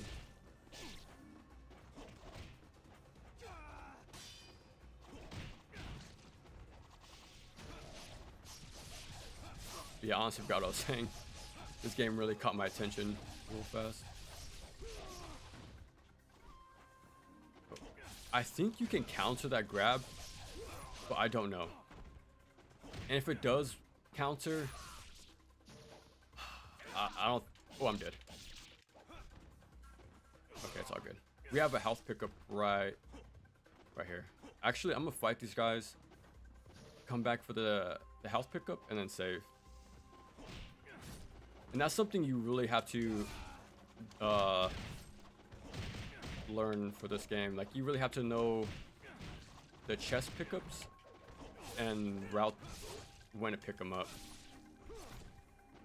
Like, save them for later, or save them for like big money pickups when you're maxed out on healing items and full health. Like, there's some crazy stuff you gotta do for this game on Master Ninja. Okay, I also forgot to pick up the Nimpo too. Yeah, I was too busy talking, I suppose. There we go. Okay. Then we go back, pick up the health, and then save. Yeah. This is something you really have to do a whole lot. Is backtracking to the last save. Like, if you had a really good fight, if you lost little to no health, then yeah, it's highly recommended you go back, even if it's just after one fight.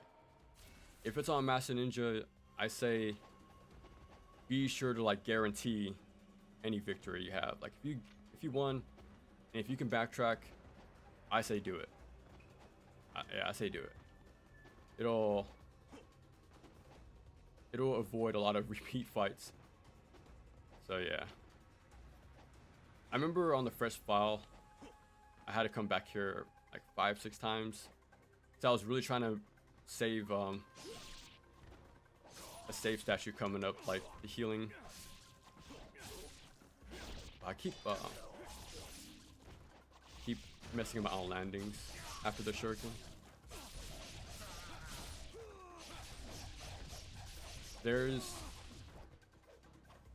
Oh, okay, I remember what I was... Okay, I remember what I was talking about now. I think it's possible to counter the grab in this game. And I'm not a big fan of that idea. Because in NGB, there was like a checks and balances to things. Like, you know, in fighting games, you can't... What am I trying to say? Like, you can't parry a grab, you know, a grab attempt. You're supposed to get punished for doing that. So trying to counter a grab shouldn't work. But I think it does in this game. When in NGB it didn't. Like, it was a counter strategy enemies did on you. But yeah, there's like very like little things like that. Like yeah. There's a lot of small things about this game. It doesn't ruin it. But it's like once you play it for... Oh, I'm surprised I didn't get it started. But yeah. I didn't test it a whole lot, so I didn't really bring it up. But yeah, I think right here triggers the spawn. I think I spawned him in. Okay, I guess not. Yeah, that's something else you need to really be mindful of. Because getting the upper hand really does help. Oh, there we go. And I think it'll bait out the archers to drop down here too. Oh, there goes whipping again. Yeah, the archers should follow down here. Okay. Let me go.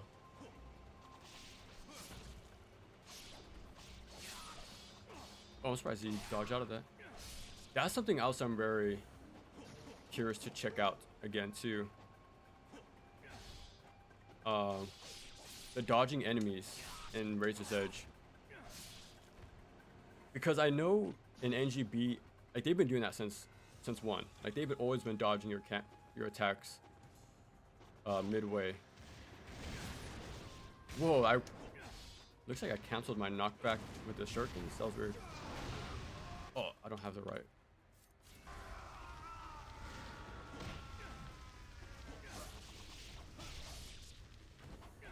Oh, there he goes dodging. Ooh. Okay. Yeah, I forgot what I was saying. This game really like demands full attention to play.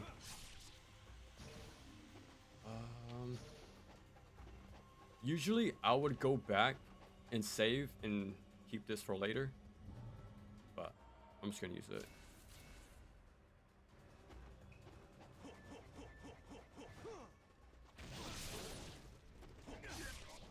Oh, didn't mean to fall down. Hopefully the flame doesn't hit me. Yes. I shuriken in the air to stall my... Oh, I'm surprised I launched him.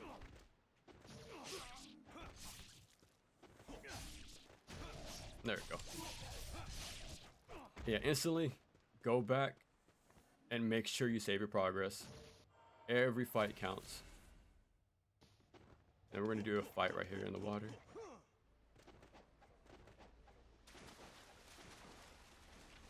I usually get into and throw this guy. Oh, that's the weird targeting too I mentioned in my video. Like even though there's a delimbed enemy right in front of me, the targeting will go somewhere else. And that's why I mentioned like maybe I wonder if like the button prompt would have avoided those weird little targeting issues. But because that's been happening since Ninja Gaiden 1 2. But since this game is so much more punishing, those little hiccups just mean so much more. You can't be having those little weird things happening like that. Yeah, you can break those bases, get the essence, and then jump down for the cover. Because those IS ninjas will definitely stick you on the run up. Since they're pretty accurate.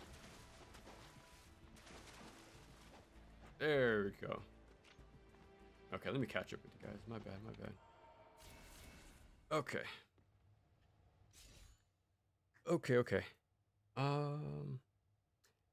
Ninja Gaiden 2 AI is broken. Yeah. I want to say it's a mix of things. I wouldn't doubt if things would have been more fleshed out with time. And it's not like NG4 wasn't also the same way. You can spam Flying Swallow, you can spam counters. They didn't have guard breaks, guard crushes. Like they were also very simple back then. But Ninja Gaiden Black completely improved everything.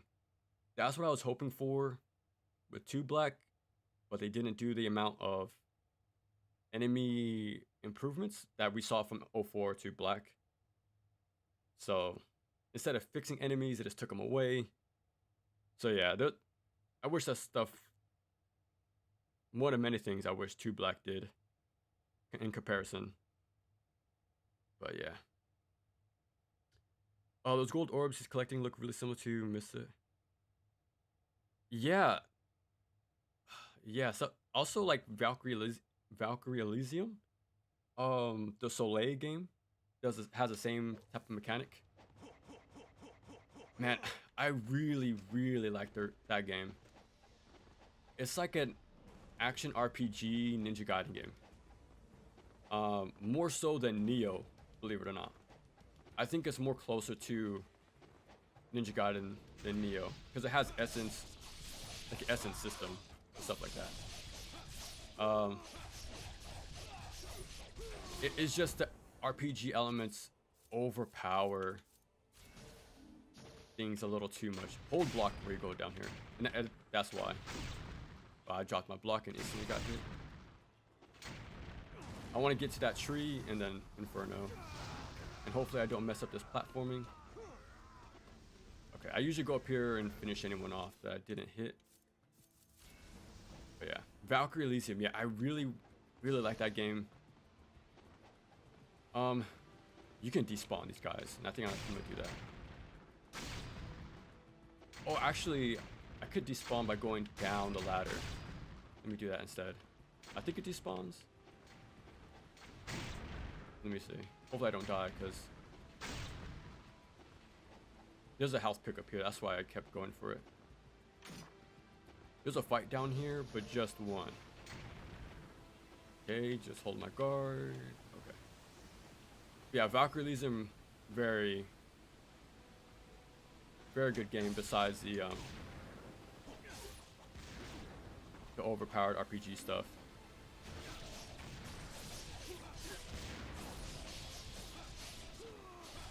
I don't know what their next game is. I remember checking the website, I think last year, and they mentioned like an online type of game. I don't know if they're still working on it, but just gotta wait and see. Oh yeah, okay, I need to go back up. Hopefully the archers, no, I heard them wind up the arrow. Yeah, since I have the extra Nimpo, I think I'll just use it. I could go for a flying swallow, but I don't want to be shot midair.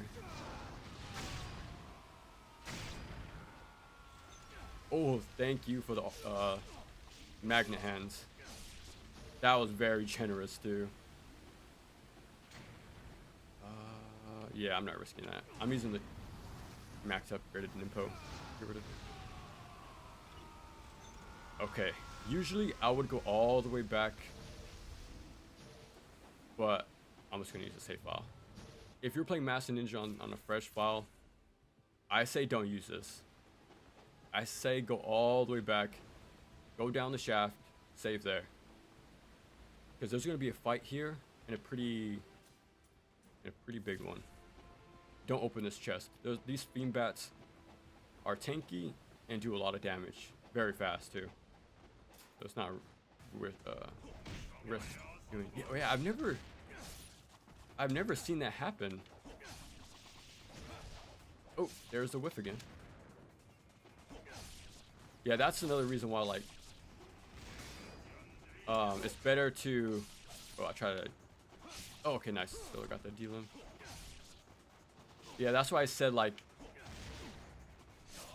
the Dragon Sword is solid, but those little downtime on anything is heavily punished in this game.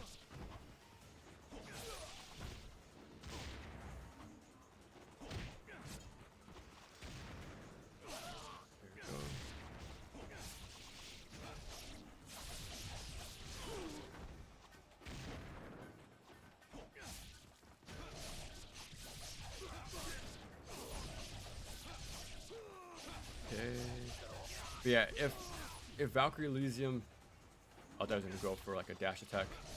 If Valkyrie Elysium didn't have the overpowered RPG stuff,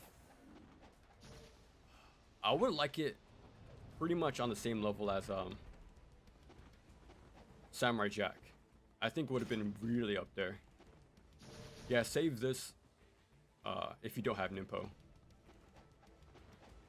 Yeah, these gates are still open, so don't use that statue. This one is pretty close enough to go down here instead. You want to save that full heal for an actual like sticky situation. Okay, let me catch up. Okay.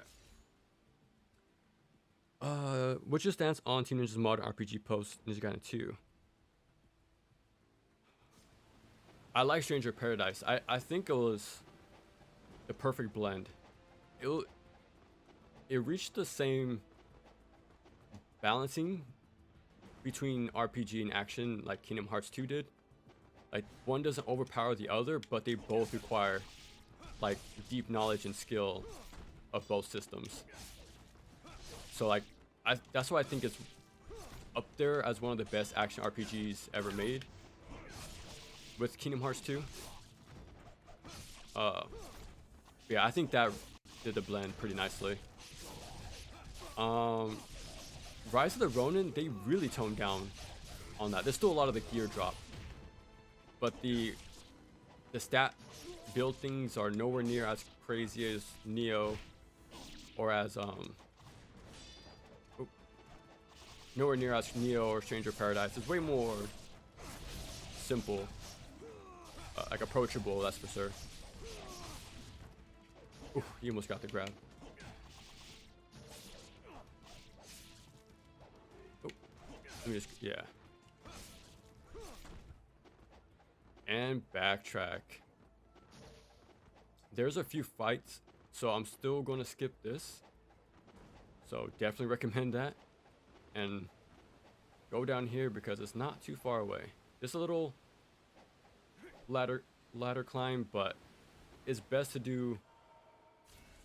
I'd rather do that ladder climb instead of a few fights, and use a heal that I didn't need to use. But yeah. Okay. Let me catch up.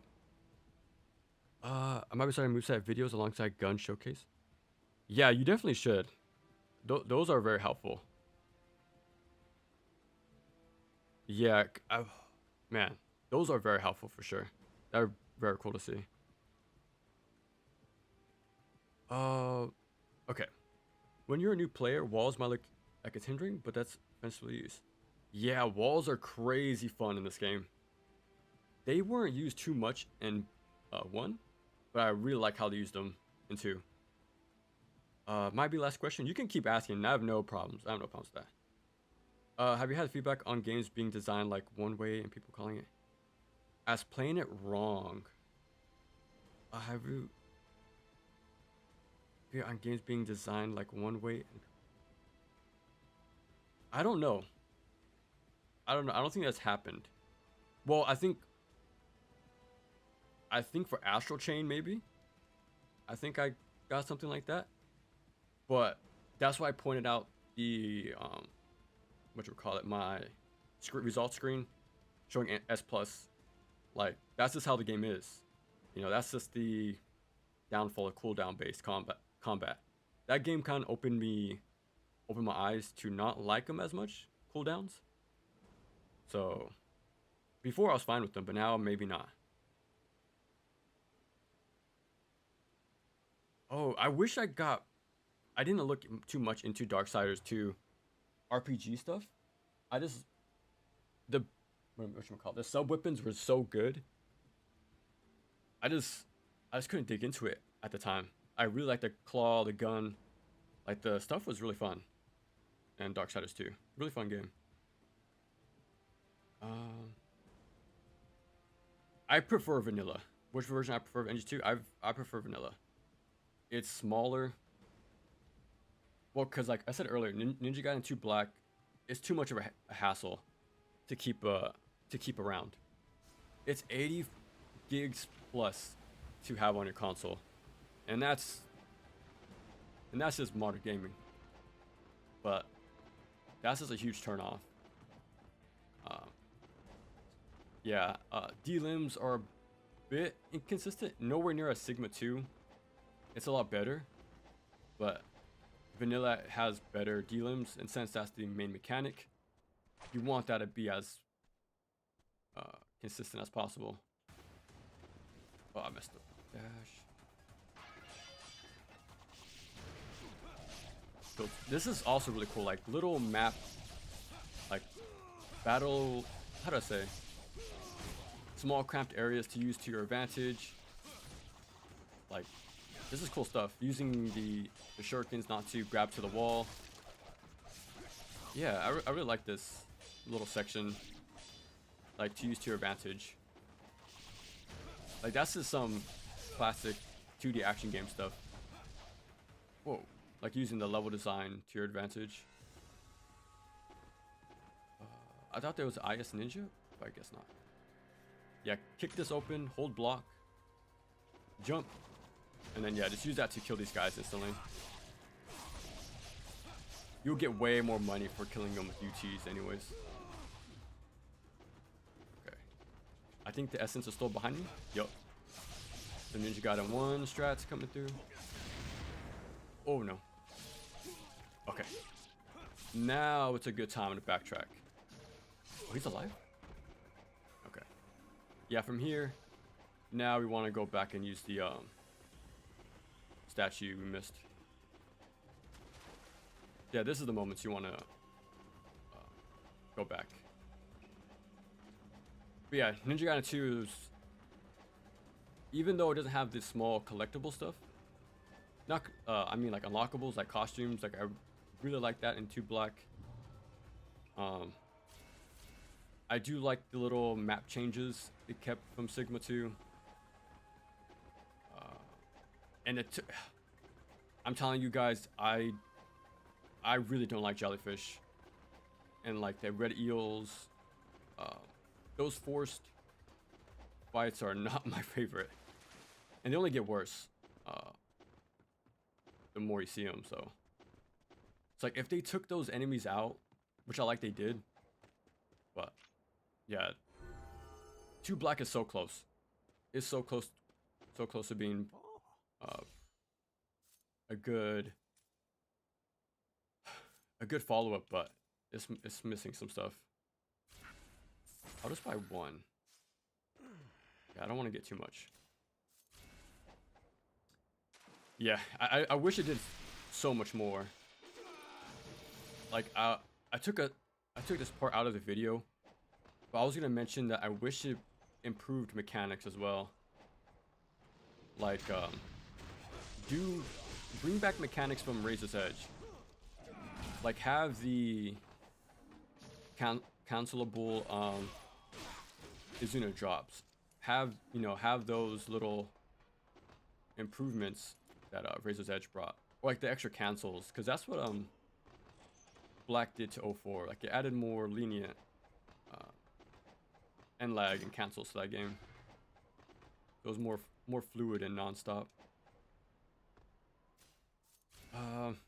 Oh, and chapter challenge, I really wish they did that. They were half there but didn't fully commit, which really sucks. Like I don't know why they couldn't put the extra effort. Like, well, I swallowed in there.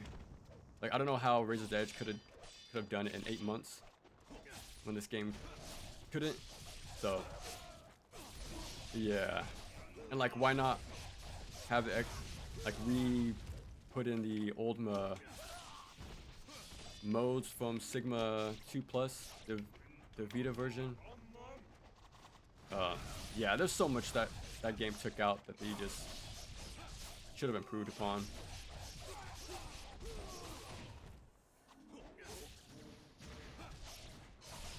Don't worry if you take a lot of damage in this fight.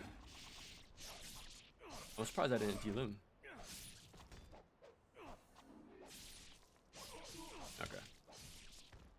Okay, he got delimbed twice, so I couldn't do the OT. But yeah, after this fight, you get a full heal. So don't worry if you take too much damage. But there is a bunch of Ice Ninjas waiting for you. I might just... Yeah, I'm used to this. Kind of want to guarantee my progress here. Because we have a save point. You have to save here. You could risk not using it, but you have to do a few fights.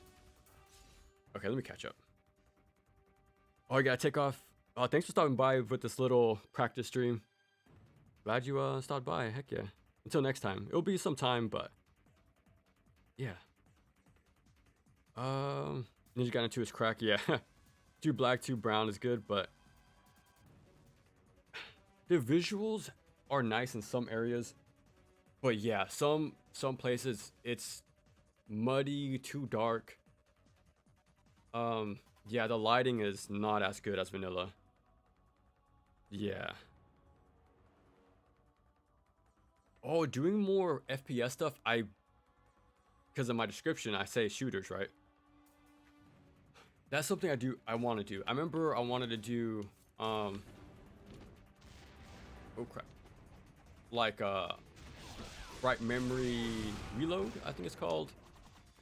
Doom Eternal, and no, Dark Ages came out. I really messed up this section. You want to like dash into the hallway and then go back. Yeah, there's like stuff like that. Like I said, like I want to play like Ultra Kill as well, but I can't play and record on this computer. I can only choose one. So yeah, there's a few FPS. Like also even more third-person shooters. Like I've done a few of those. Those are with. Yeah, I want to do Vanquish. Like I know I had that on a poll.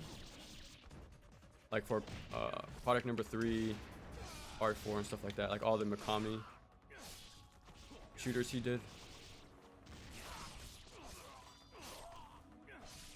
So yeah, I want to do shooters for sure. That's why it's been on the poll for a long time. So I know that'd be like very fun and good like mix up to stuff we looked at already. But yeah, so if I ever do shooters, it's most likely going to be is it? I think it's down here. Yeah, the key. Yeah, it'll be like older shooters for sure. But yeah, I do. Surprisingly enough, I think Halo 1 is an extremely good shooter. I want to okay, my plan was to look at Halo 1 and then look at Doom Eternal in one go. Because I feel like Halo 1 is closer to NGB. Like it's a little more grounded, you know, more, you know, yeah, more grounded, like the same way NGB is. But how the enemies are, the quick kills, how they counterplay, how they present counterplay, how you have to go about taking them out and stuff like that. There's some interesting stuff Halo 1 does that I like to make a video on, and then like hop right into Doom Eternal and compare it to NG2. Oh wow, my Flying Swallow barely whiffed. There's an item up top. But yeah, so those are like my main shooters I have on my list. I'm missing a lot, I'm sure. But I think those games have some interesting overlap for sure. Yeah, that fight wasn't pretty, but I would still rather save and try to like sometimes like you can like redo this fight if it is this bad, like your health. But I'm just gonna keep my progress because I can lean back on Nimpo since it's NG plus. But because we have 2 more fights before the next save, and then the boss fight. Yeah, for shooters for sure though. That's something I do want to look more into. If there's overlap, I need a. Yeah, but you know you can never tell until you actually play the game yourself. So but that'll be something fun to go into in the future. I'm a Nimpo after this. Okay. Yeah, I'm a save. I don't want to risk it. Usually, I would have taken this win, backtracked, save again, come back to this fight with super low health, and then hedge my bets. Go up here, bait out the spawn, jump off the railing. Yeah, sometimes you can get a UT, but there's mages in this fight, and they can gets you very quick. I try to get a decap with the haze straight slash, but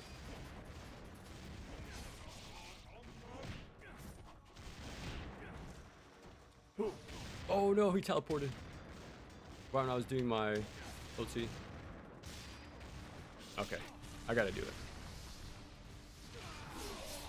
That probably killed them all.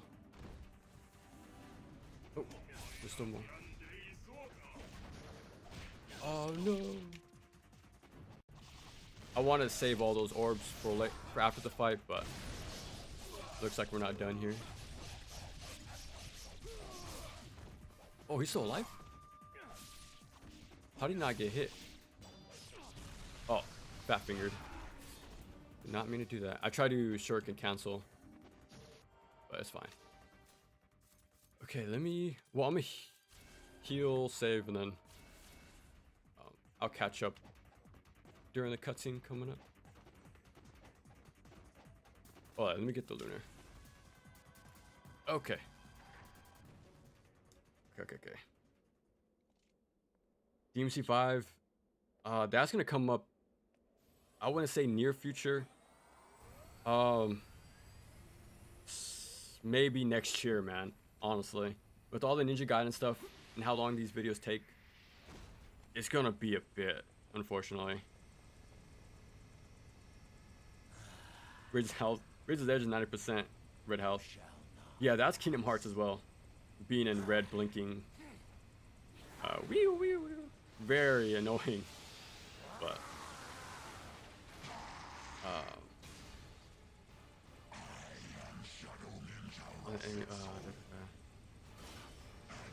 oh yeah, I really saw your message about enemies in.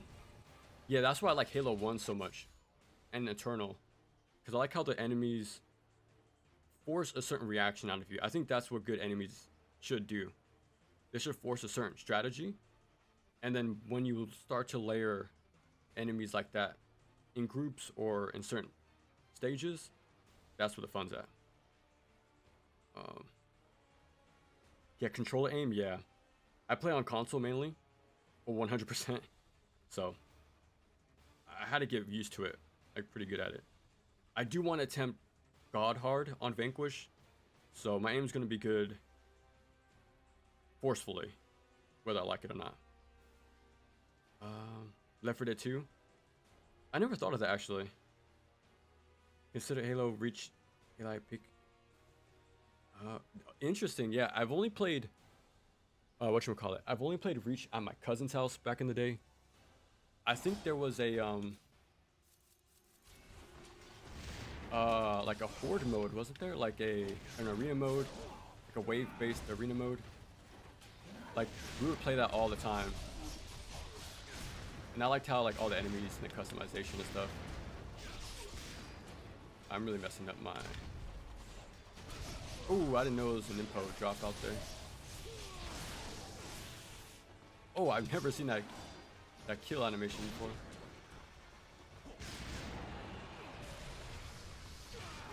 Let's see what we can get some blue maybe. I try to let the blue show up to me. But yeah, Left 4 Dead 2, I never thought about that. I like how I remember seeing a video how they did their hits when being shot with different weapons on different enemies. Like I like that little attention to detail. But yeah, that's another game I only played at cousin's house back in the day.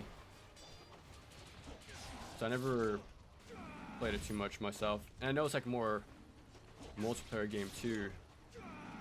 Yeah, so that was like a very fun game back in the day. Ooh, I was trying to do.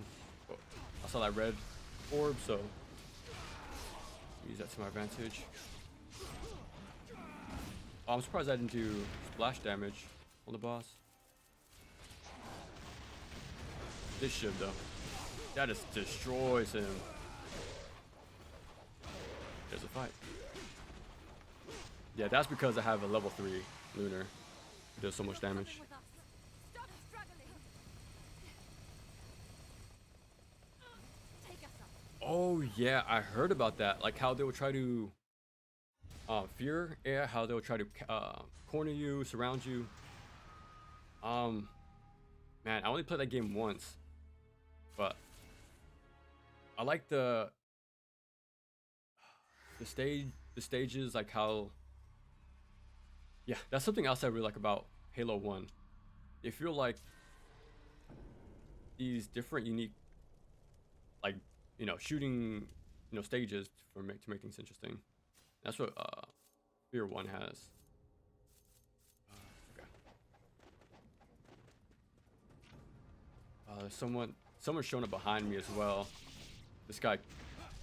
No, I barely whiffed. I know someone's de-limbed here.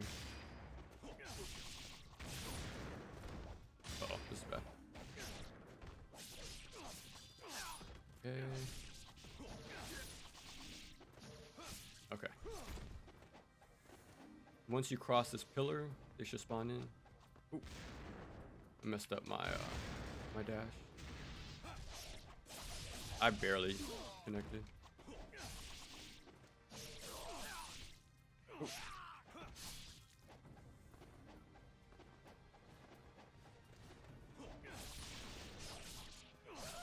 Oh, I delayed my heavy attack there because I expected my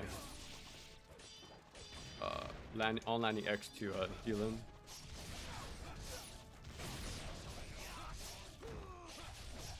Okay, luckily this thing is very long.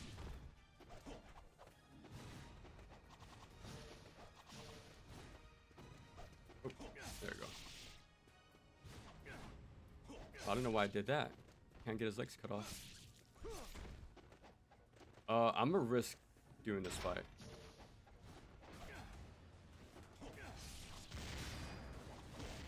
Usually I'll go past the river and then save and then come back here.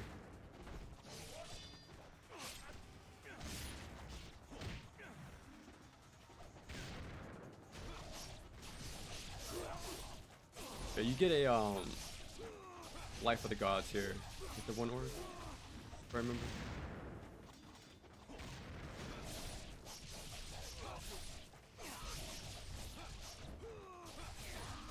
Okay. But yeah, speaking of having enemies that force a certain a reaction, that's why I'm excited to play Razor's Edge again. Because I remember I mentioned like there's no enemies that require you to break their shield anymore. Stuff like that. And Razor's Edge brought that kind of thing back. Like the shield guys will actually stop your SOB, you're still on bone chaining. So like you should probably prioritize them because they'll sort of break your momentum. This is something else I liked about Arkham Knight, those shield guys. Oh wow, we traded. Never seen that before. Ooh, perfect time with the OT. But yeah, and even the Alchemist, like they have the same like shield stuff going on. But yeah, you can just break it and then do some strats because they're vulnerable after that shield break. So it's all about like learning their weak points, working around their strengths, find the moment where they're vulnerable and then move in. I totally forgot about these guys. Usually I'll dash past the corner and then go back.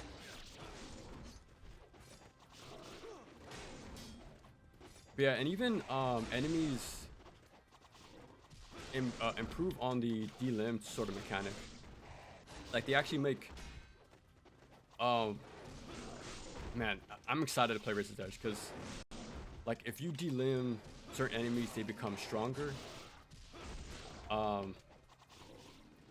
Like I think if you don't de-limb the zombies, they become brutes, I think. And if you de-limb the little fast spiky guys, they become like that suicide grab that goes super fast. Like stuff like that. Like if you have to play around them in specific ways with the de-limb mechanic in mind.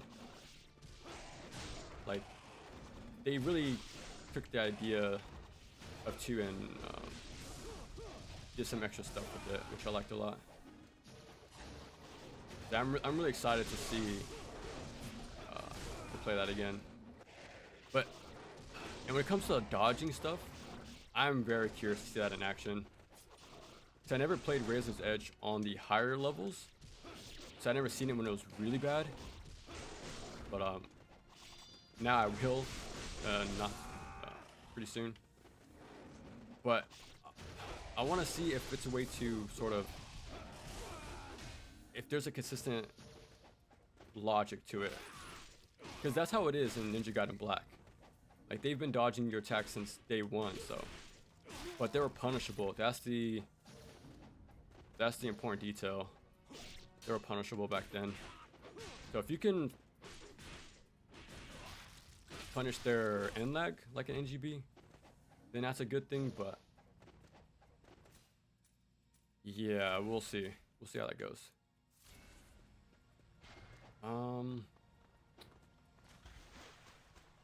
But yeah, I think.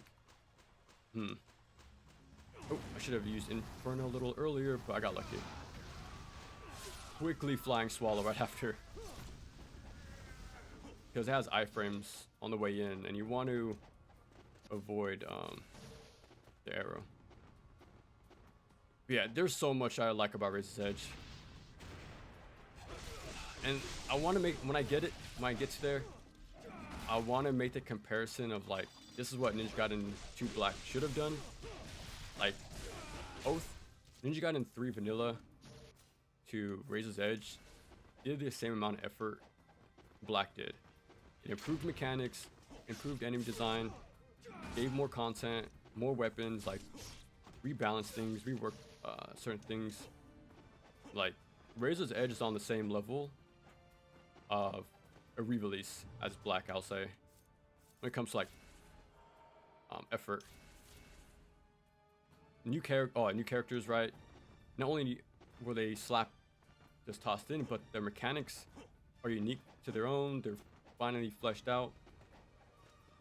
Like, I wish 2 Black went back and took the characters from Razor's Edge, because they were fixed. Like, they're finally full characters now in that game. Like, I really wish they went back and brought those characters over, like those versions, and like improve the past, you know, instead of just being a copy paste job with not much effort. Yeah, that's why I don't like 2 Black so much, out of, I guess, principle, because there's not enough effort in that re-release, I'll say. All right, let me catch up to you guys. Ever wonder what happened to Dead Space? Oh, speaking of Dead Space, I remember I might check out Dead Space one day, maybe, because it's pretty much the sequel to RE4. So there's like overlap with, like, shooting specific limbs, enemies require specific targeting. You know, stuff we'll see like in Doom Eternal and even Halo 1. Like, there's certain weak points you should go for. And I think Dead Space 2 became more actiony, while Dead Space 1's more horror.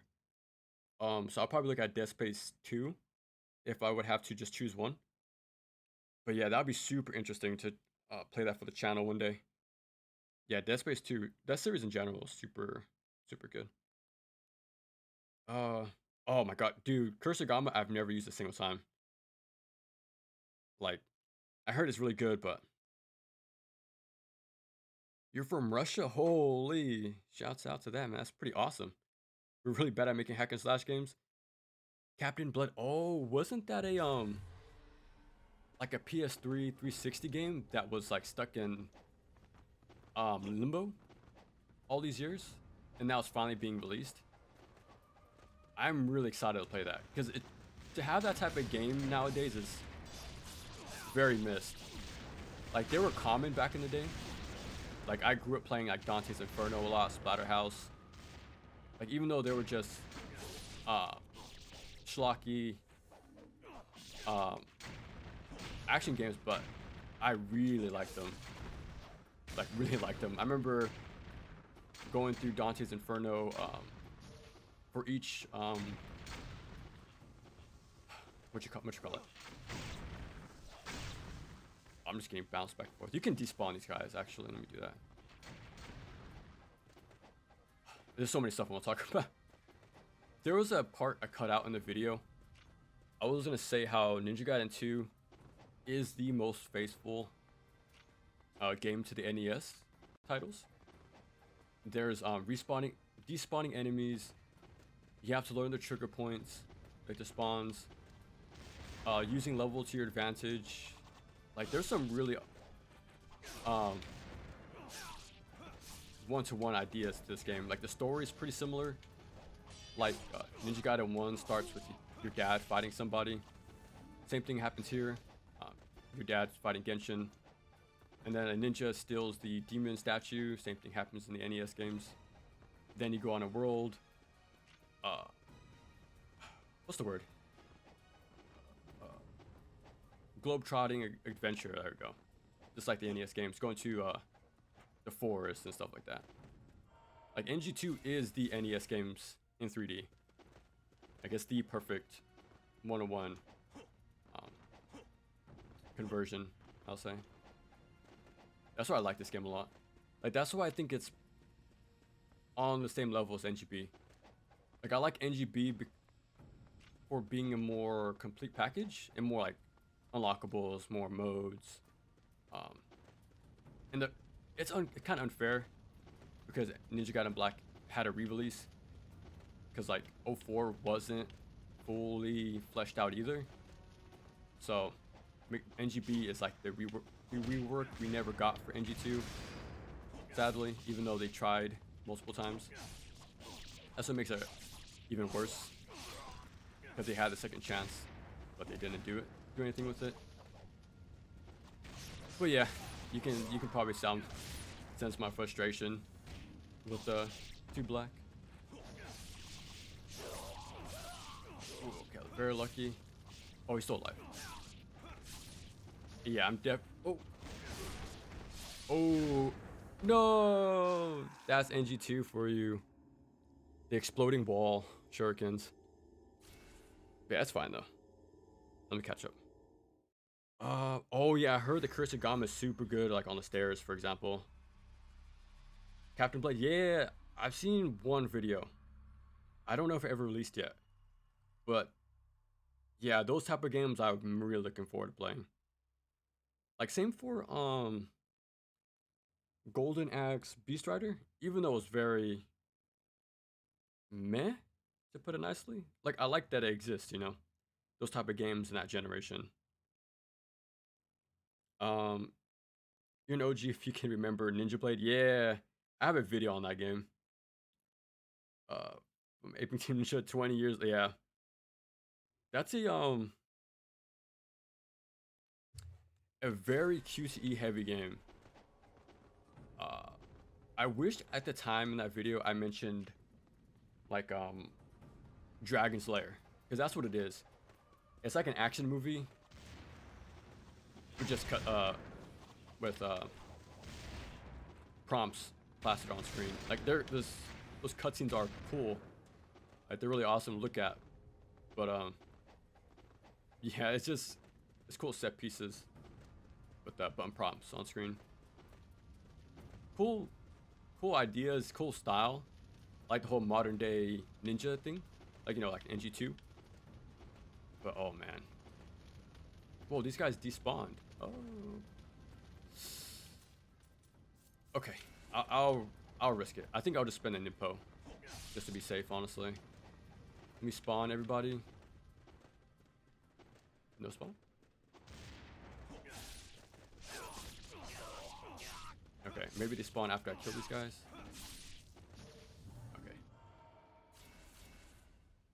Okay. But yeah.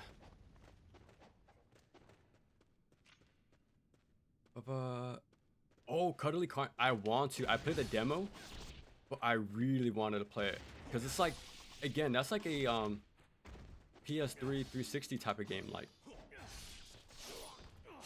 I already have like my notes for that game, like my script idea.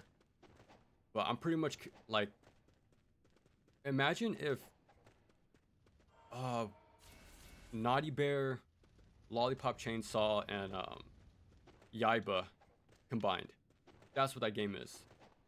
And that's pretty damn cool. And I like the whole hoverboard thing too, the whole like movement thing. More arena based, you know, different stuff to use your movement and stuff like that. And even the enemies look really cool. So like that game I really want to play very soon. But when it came out, I think it was October of last year. Like I was already planning for Ninja Gaiden stuff coming out. Like, 'cause I knew that I was already planning to do 1, 2, and 3. So I'm like, oh, I just need to prep for those stuff first. But yeah, that game I want to play like near release, but yeah, like, other stuff just came up and came out. But yeah, that game is definitely on this though. I definitely want to check that out. Another game, if you like that game, check out Roller Drome. I have a video on that too. That's pretty much the same idea. Like an arena-based movement shooter. Like mixing stuff like that. So I really want to play more stuff like that. There's even an indie game I saw, like a BMX arenas action shooter thing as well. That's like those games. I only seen it once, but that looked pretty cool too.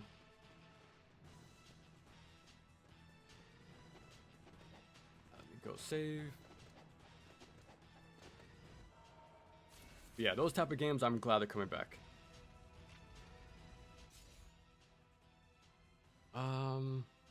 Not bad, not great. That's fine.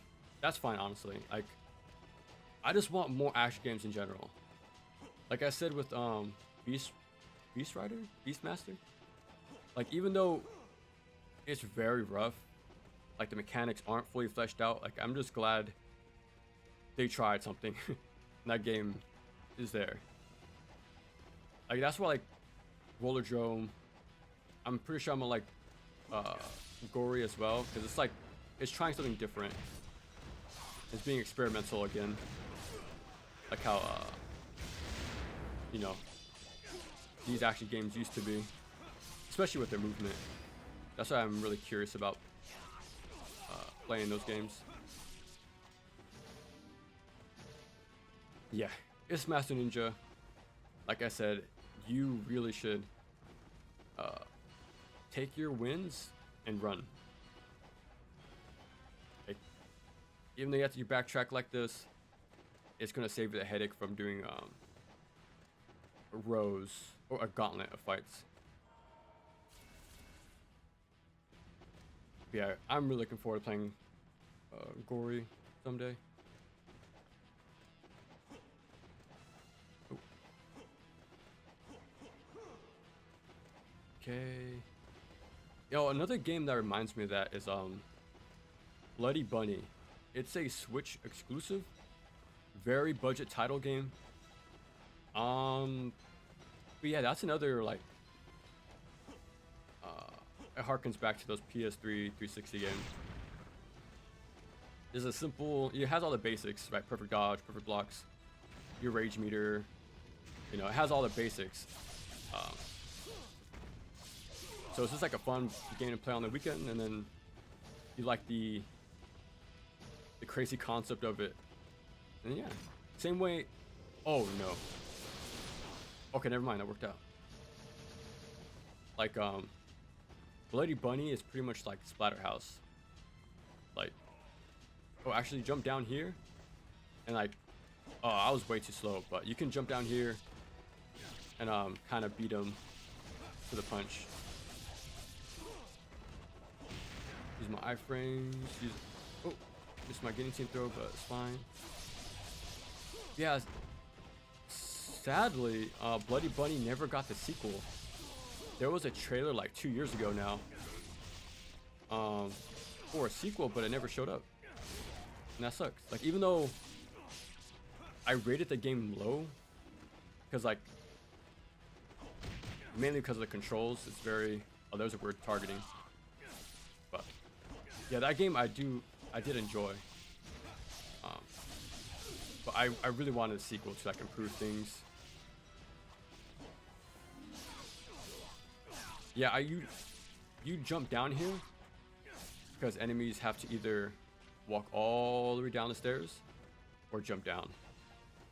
So it's good to like filter them through the level design, like the stages. You gotta win any way possible. And I kind of like how Master Ninja forces you to use a level design in combat. Cause that's something I heard a lot. Like, this game is linear, not much. Levels aren't as important, but that's not entirely true. There's a lot of stage interactions, which I like.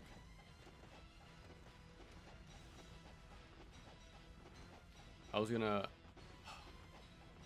Speaking of PS3 360 games, Wolverine Uncaged Edition. Like that, man, people say it's a God of War clone, but there's a reason why it's my second video. I did Samurai Jack in that game because those are Ninja Gaiden clones more than anything. Wolverine has the lunge that's pretty much, well, he has like a lunge, he had like flying swallow to close the gap. He has a guillotine throw. He can throw things into the environment like in this game. He has a Falcon dive like Ninja Gaiden 3 does later. There's like some platforming, there's, you know, like that game is more of a Ninja Gaiden clone more than anything to me. And I think it would be cool if that connection was made more. Like, I didn't mention it back then, but that's why those two games were my first, because those have some heavy Ninja Gaiden, what you call it, similarities. Even like like Wolverine has like the Nimpo kind of thing. He has regenerating health like NG2.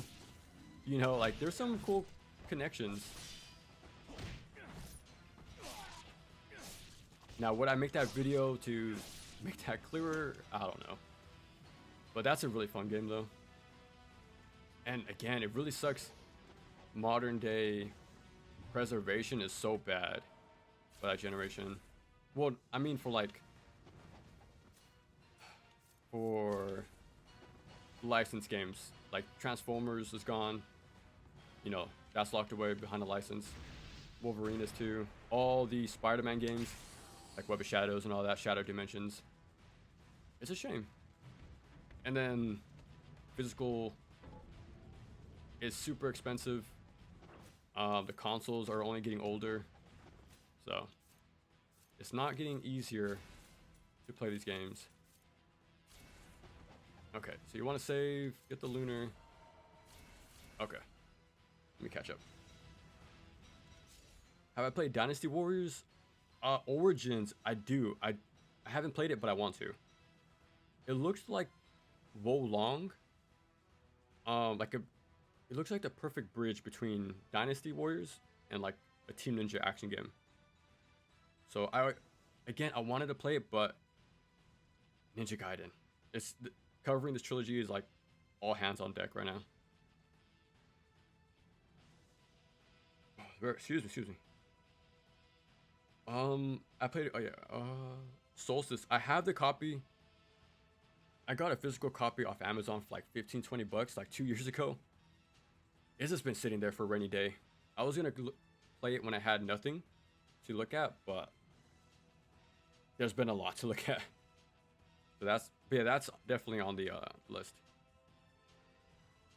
How aware would you say people would be regarding mod?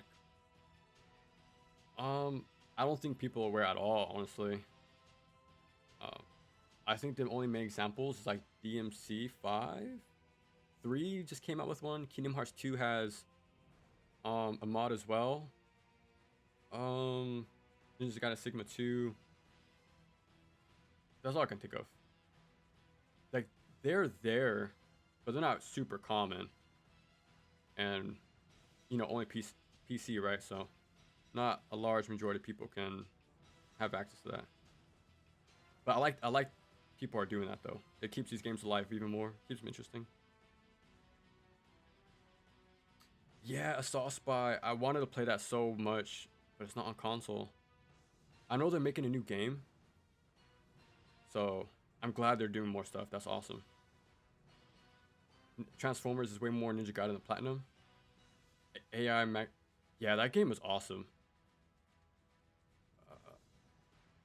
And that game attacks you from outside the window. Yeah, that's true. Soul Sanku, thank you. Appreciate that. Yeah, Transformers is so good. Hi-Fi Rush hasn't been cracked yet. That again, that's another game that reminds me of PS3 360 games. Which is better, DMC3 freestyle or limited style?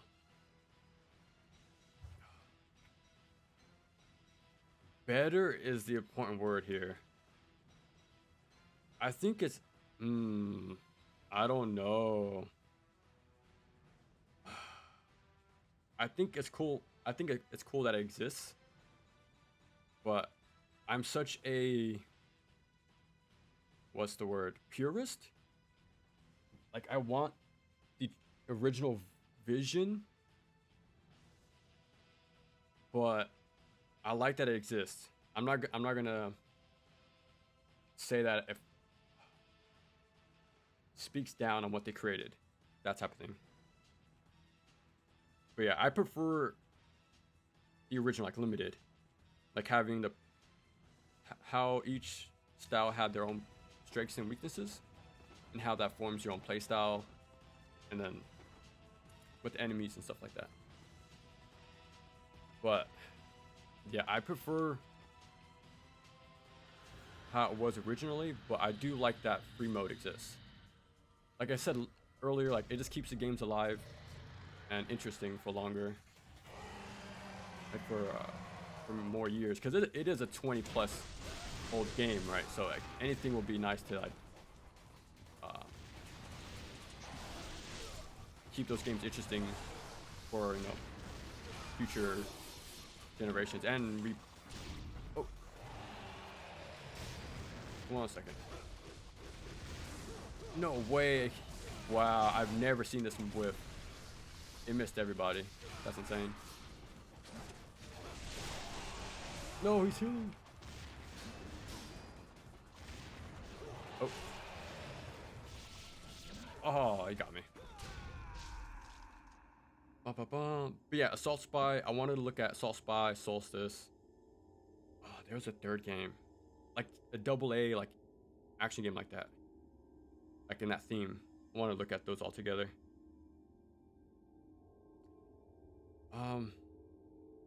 Yeah, Transformers with, I can see the connection to Ninja Gaiden with the more aggressive enemies, emphasis on movement with like the car and stuff.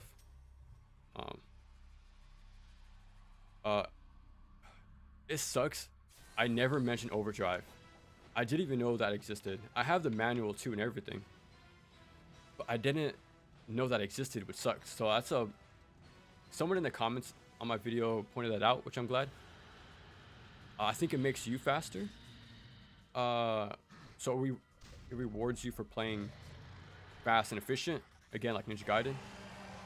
So that's pretty cool how like that how the mechanic works.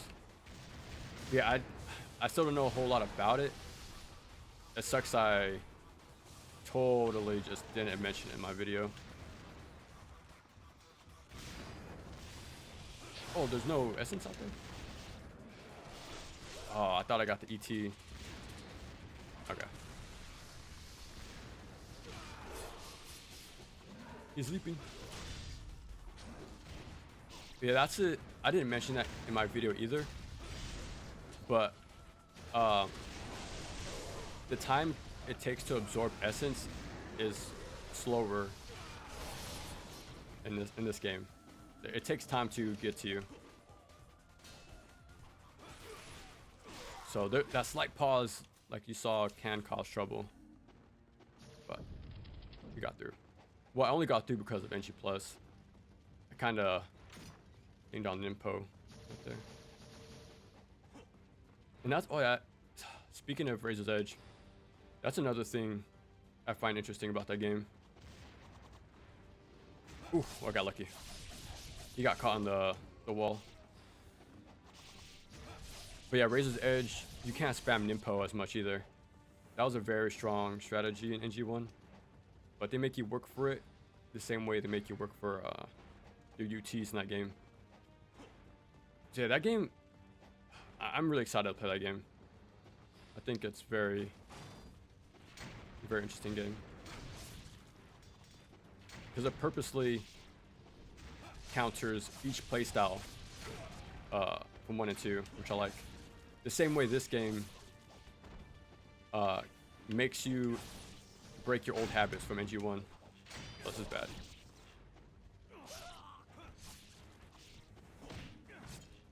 Oh, I'm so glad he backflipped away. He dodged, but it's fine. Yeah, I'm safe. But yeah, and then with NG4 coming, that's something I'm going to point out like at the very start of that video. Each game plays differently. Each make you play a certain way. They, what's the word? They make you, yeah, they just make you play differently from the previous game. So if NG4 is different, that's not too far off from what the tradition is from the series. 1 is nothing like 2, and 2 is not like 3. So, and I would like if 4 is different. Like, I wish it would have something of its own identity. Oh man, this is rough. I'd rather do this. Let me use that.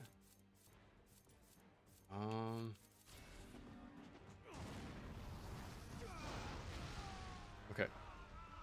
Hopefully they gave me a blue. Look how long they take to die too. That's also something you didn't see in GB. Okay, that's fine. Get the claw. But yeah, I'm going a mile a minute. I don't remember what I was talking about. Let me catch up. Okay. Oh, my camera broke. Okay, we gotta. It lasted long enough. That's fine. It breaks as of late. So. But yeah. Big question. When From Software's game's gonna be covered? The player base might come at. Okay. If I ever do, I'll probably just look at Demon Souls and that's it. Because the formula is pretty much, it's more or less the same from that game going forward. And Demon Souls is my favorite one. I think it stands out the most. Okay. I've always wanted to talk about this game too because I like the Arkstone system. It's like Mega Man. It's just like Castlevania 2 we just saw, the Game Boy game. You know, like Shatterhand, right? You can pick your stages. Each level is distinct visually and mechanically. Their gimmicks. Enemies and how they placed are done deliberately to make you approach each encounter different. Like there's so much about the game that's more action platformer that I like about it. Like when I first played that game, I instantly, no, not the first time, when I came back to it, I got a lot of cues from like Castlevania and Ninja Gaiden, like the NES stuff. That's why I like Demon Souls a lot. So if I do one, it'll just be that game and that's it.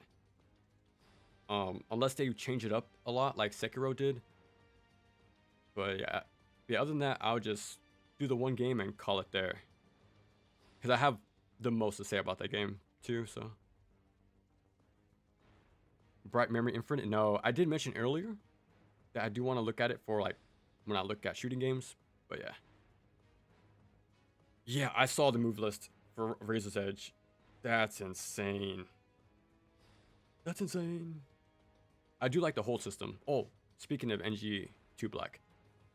They should have added Izuna drop cancels, added the improved girl kits, add the hold enders. Like, they could have done so much to improve. Not improve, but like at least make 2 Black more unique. You know, give it different mechanics, improve them. Yeah, they could have done so much with that game, but they didn't. They got strings on every state of play. Yeah, that game is crazy. Way more free-flowing.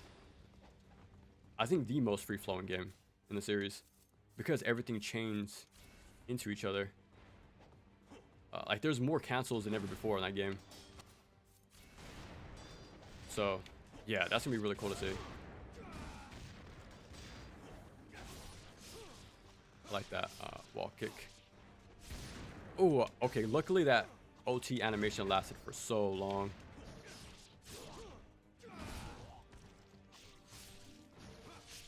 There you go.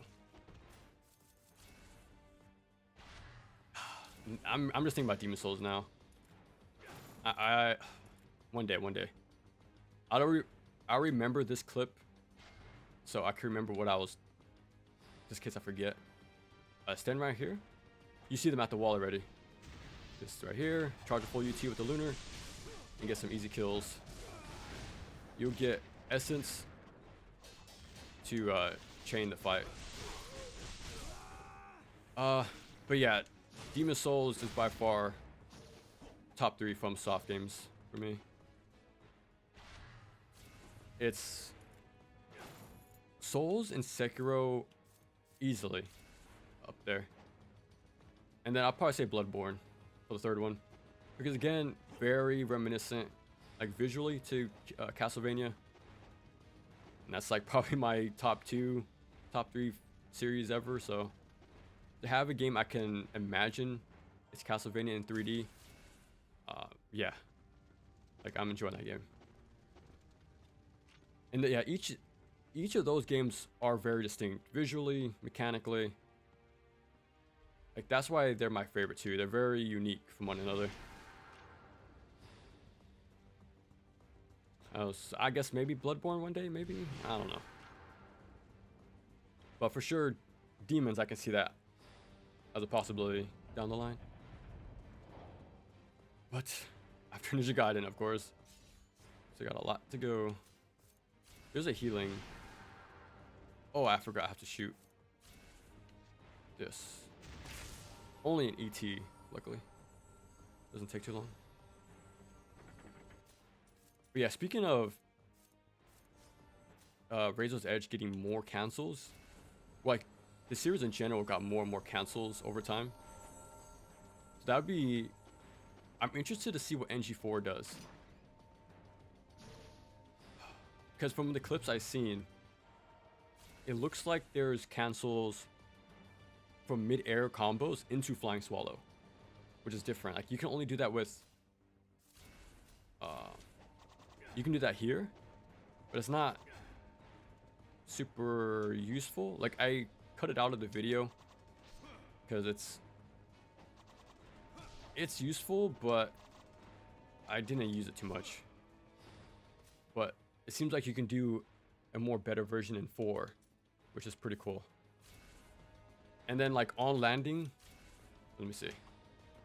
Oh, like the full X combo looks like it's cancelable on landing. Like, there's some interesting stuff I'm noticing about NG4 that I'm liking. Like, I'm liking is doing different takes on mechanics. Because that's what the series has been doing since day 1.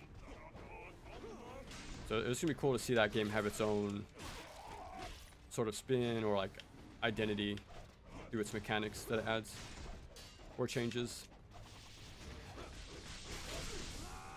So yeah, that alone is like giving me hope for me take care of this guy. Ooh, I barely interrupted. Ooh. But that's what's giving me hope that Platinum is doing something interesting at the very least with 4. So we'll see. We'll see. We'll have our live stream then. So we'll have our first, we'll have our look at the game. You don't have to do this, but it's pretty cool. You can like use a level design like this. But this is what I was mentioning in the video too. Like the bow without the UT is very useless. It does very little damage. And then the time it takes to charge UT is very, very long most times. Like that's what I do like about Sigma. The rework it did. But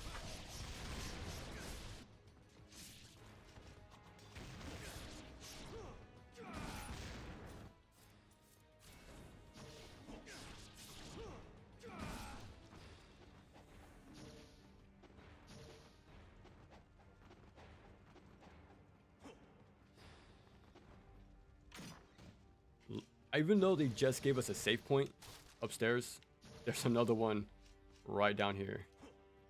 I'm gonna save it though, because there's one more fight with IS Ninjas.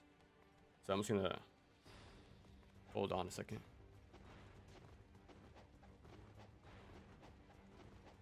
Take care of these guys first. Oh, he's already jumping off. Damn, okay, I guess. I never seen him jump off the ledge like that. Yeah, I think that's the fight. Okay, let me go grab the save. Try Genshin 1. And I know I'm the rare few, but Ninja Gaiden bosses are pretty good. I think they're good. But maybe I'm just gone crazy. But I do like the bosses in this game. Well, in this series in general. But yeah. Maybe I can get more people to maybe be neutral on them. Maybe. Alright, time to fight Genshin.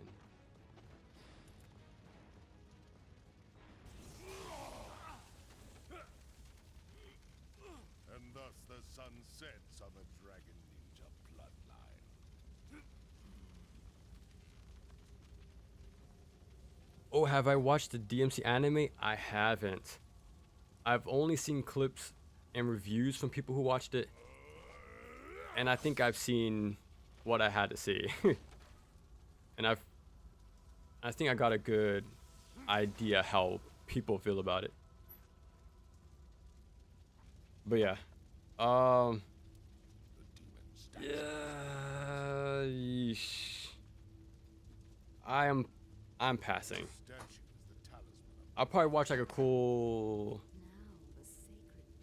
montage maybe. But yeah.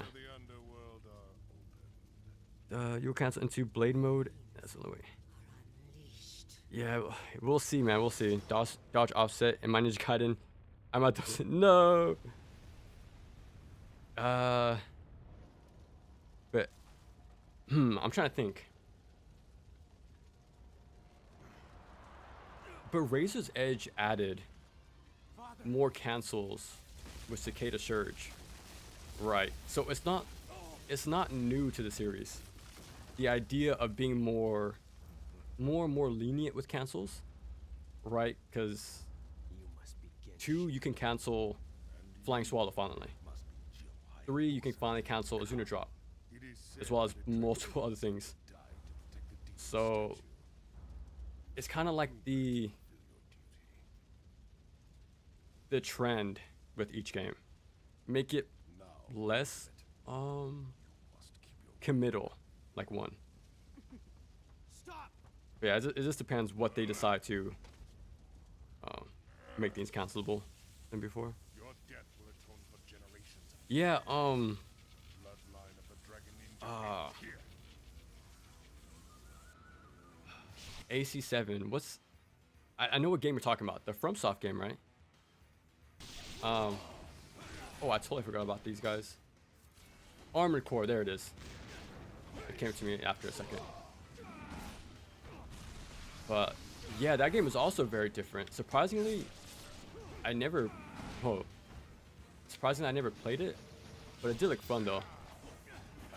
Like we talked about it earlier, but like even though the more multiplayer heavy games that are coming out, they don't seem like my cup of tea, like at first look. But I'm glad they're doing something different in general, just to give themselves a break, or just a way to get them to, you know, just try different things. Okay, let me give my space. Yeah, Armored Core 7 did look cool though.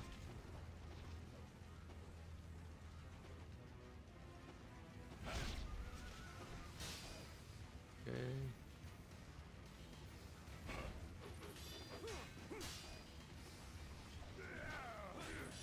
Yeah, I took this part out of the video, but I was gonna have a comparison clip of the ninjas from Ninja Gaiden Black, because they have the same exact attack, that forward spiral,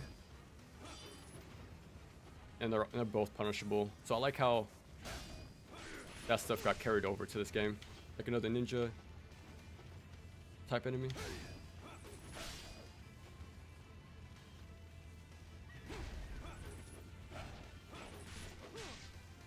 Yeah, Genshin's definitely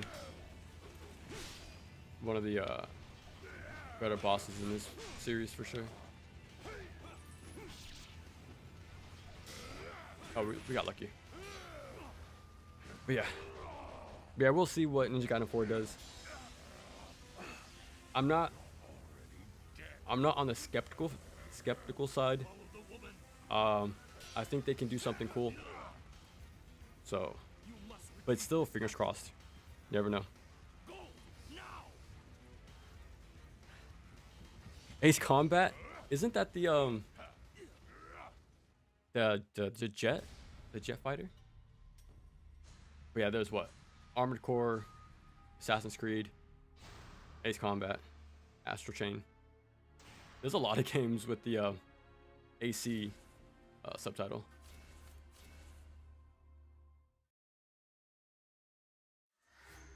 Yeah, that game. Speaking of that, I wanted to get what was it called?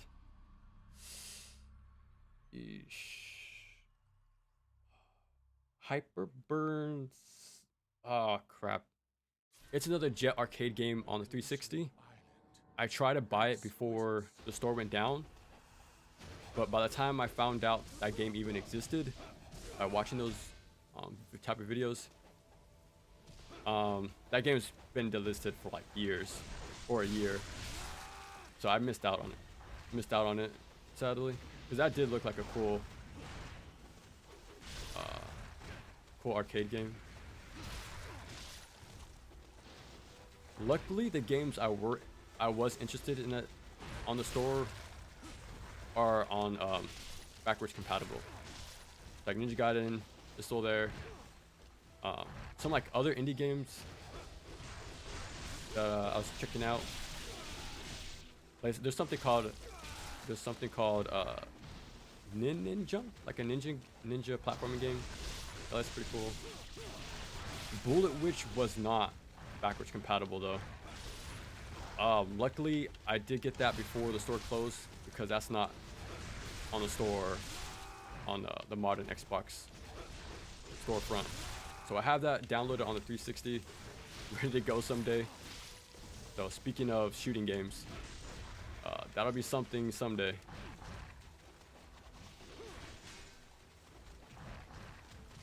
Oh, I thought I had Essence out here.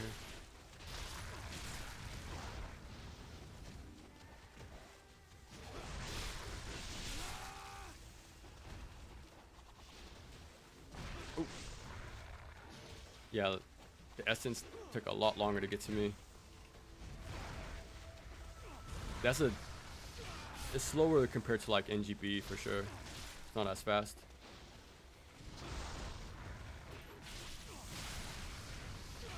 I didn't want to use Nimpo, but I think there's a refill somewhere over here.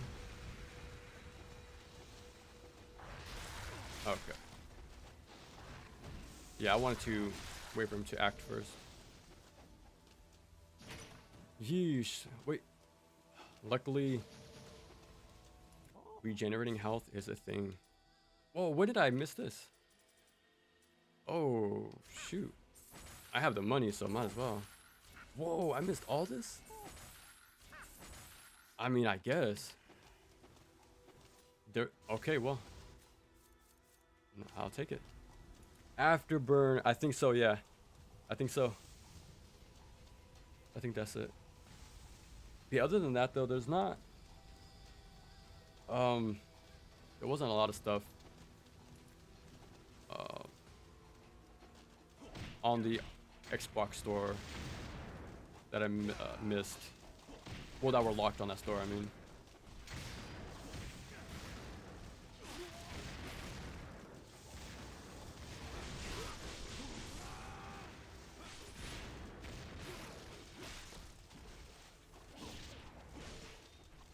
Ooh.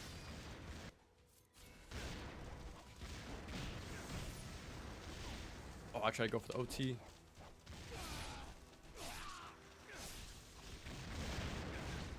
Oh, the splash damage caught me. This is very risky playing in this hallway. Oh, my OT actually whiffed. This archer guy is like tossing all these bombs at me.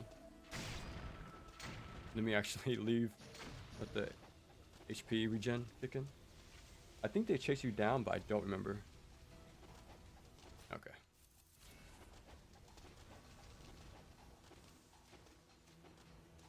Yeah, they actually despawn. I don't remember what's down here. It's either health or Ninpo, but okay. Yeah, you need to know those boxes too by heart. Oh crap! I try to flying swallow off the edge to spawn them in, and then get a safe spot here.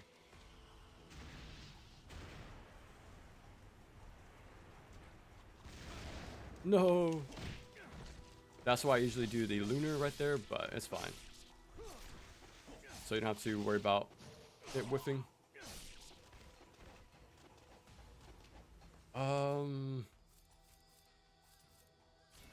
These archer guys are gonna be a problem. Oh.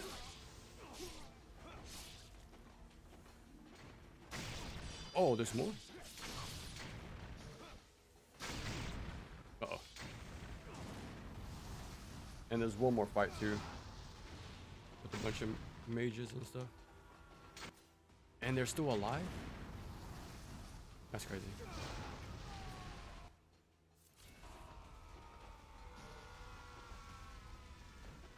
They take a while.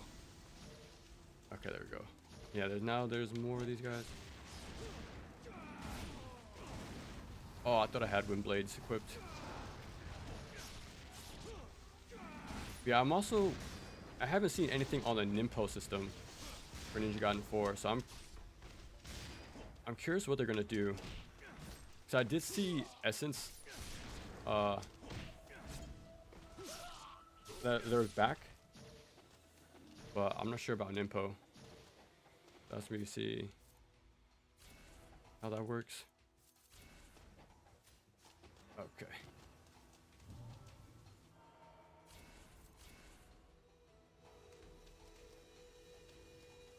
Did you hear about Project Enir? I think I did, yeah. Low budget. Hey, any more action games is a good thing, so. That's right, I haven't. That is, man, I forgot about that game. Heard the Xbox version is like NGB2 with a lighter port. Yeah, that's a classic trope for action games in general. That's been a thing since the NES. And then like DMC3 that happened. I think RE4 as well.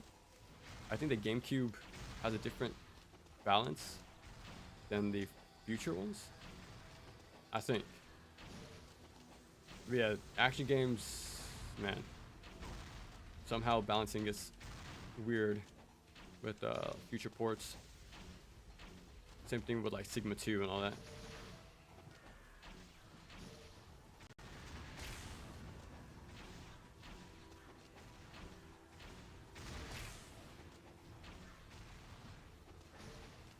Yeah, these guys can be deleted from the game and I'll be perfectly fine.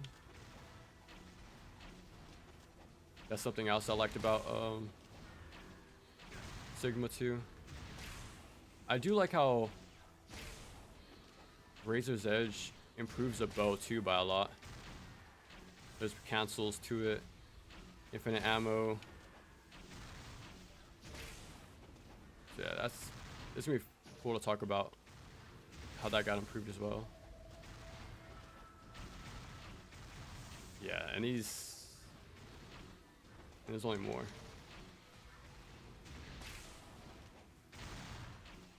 Yeah, so this is what I was mentioning, like these guys slow things down a little too much. Okay, and we're still not done. Let me spawn these guys. Okay.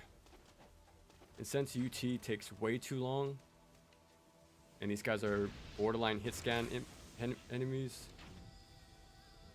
Oh crap. Yeah, look how instant that arrow is. Oh, surprised I missed.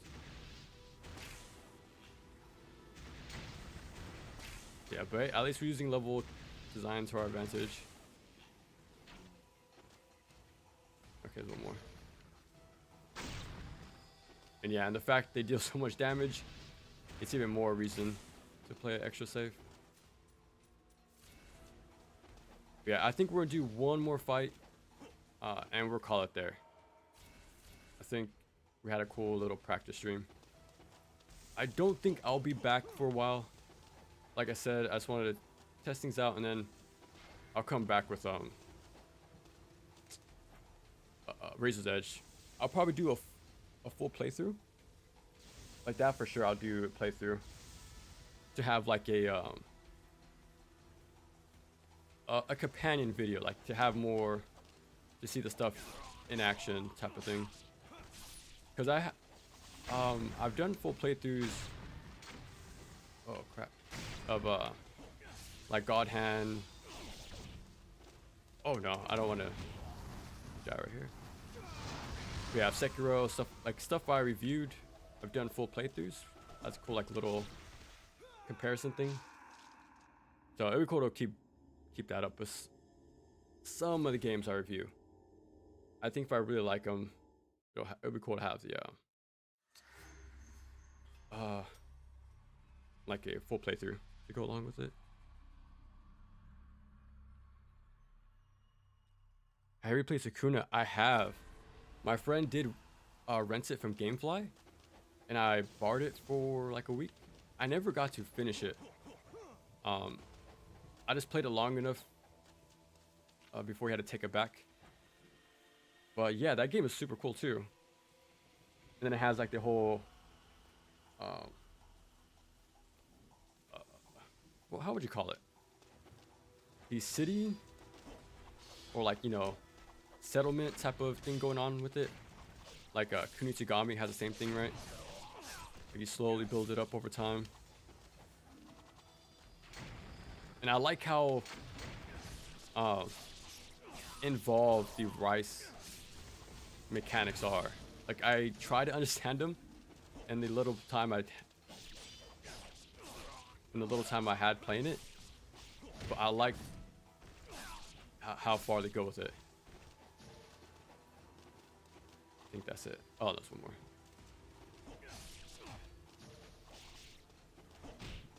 Oh, I'm surprised I caught him in the air. Yeah, in this save, you should use, because once you drop down, you can't backtrack. So use this save because we can't go we can't use it anymore. Yeah, that's what we'll call it. Yeah. If I ever stream again, it's gonna be these weird, random nights, super late. Well, for me, it's super late. But yeah. You'll see me. It's only one game I'm playing now, compared to three versions, so it shouldn't take me long to get familiar with Razor's Edge. So maybe a month and a half. But yeah, I'm glad you guys stuck around, actually watched me for this long. Definitely appreciate it. I told you that Russians bad at hack and slash games, but they're trying. Hey, that's all that matters, man. Heck yeah, man. Hey, again, really appreciate you guys actually dropping by. I was pretty nervous, but I'm glad it was pretty cool. But all right, everyone. Till next time.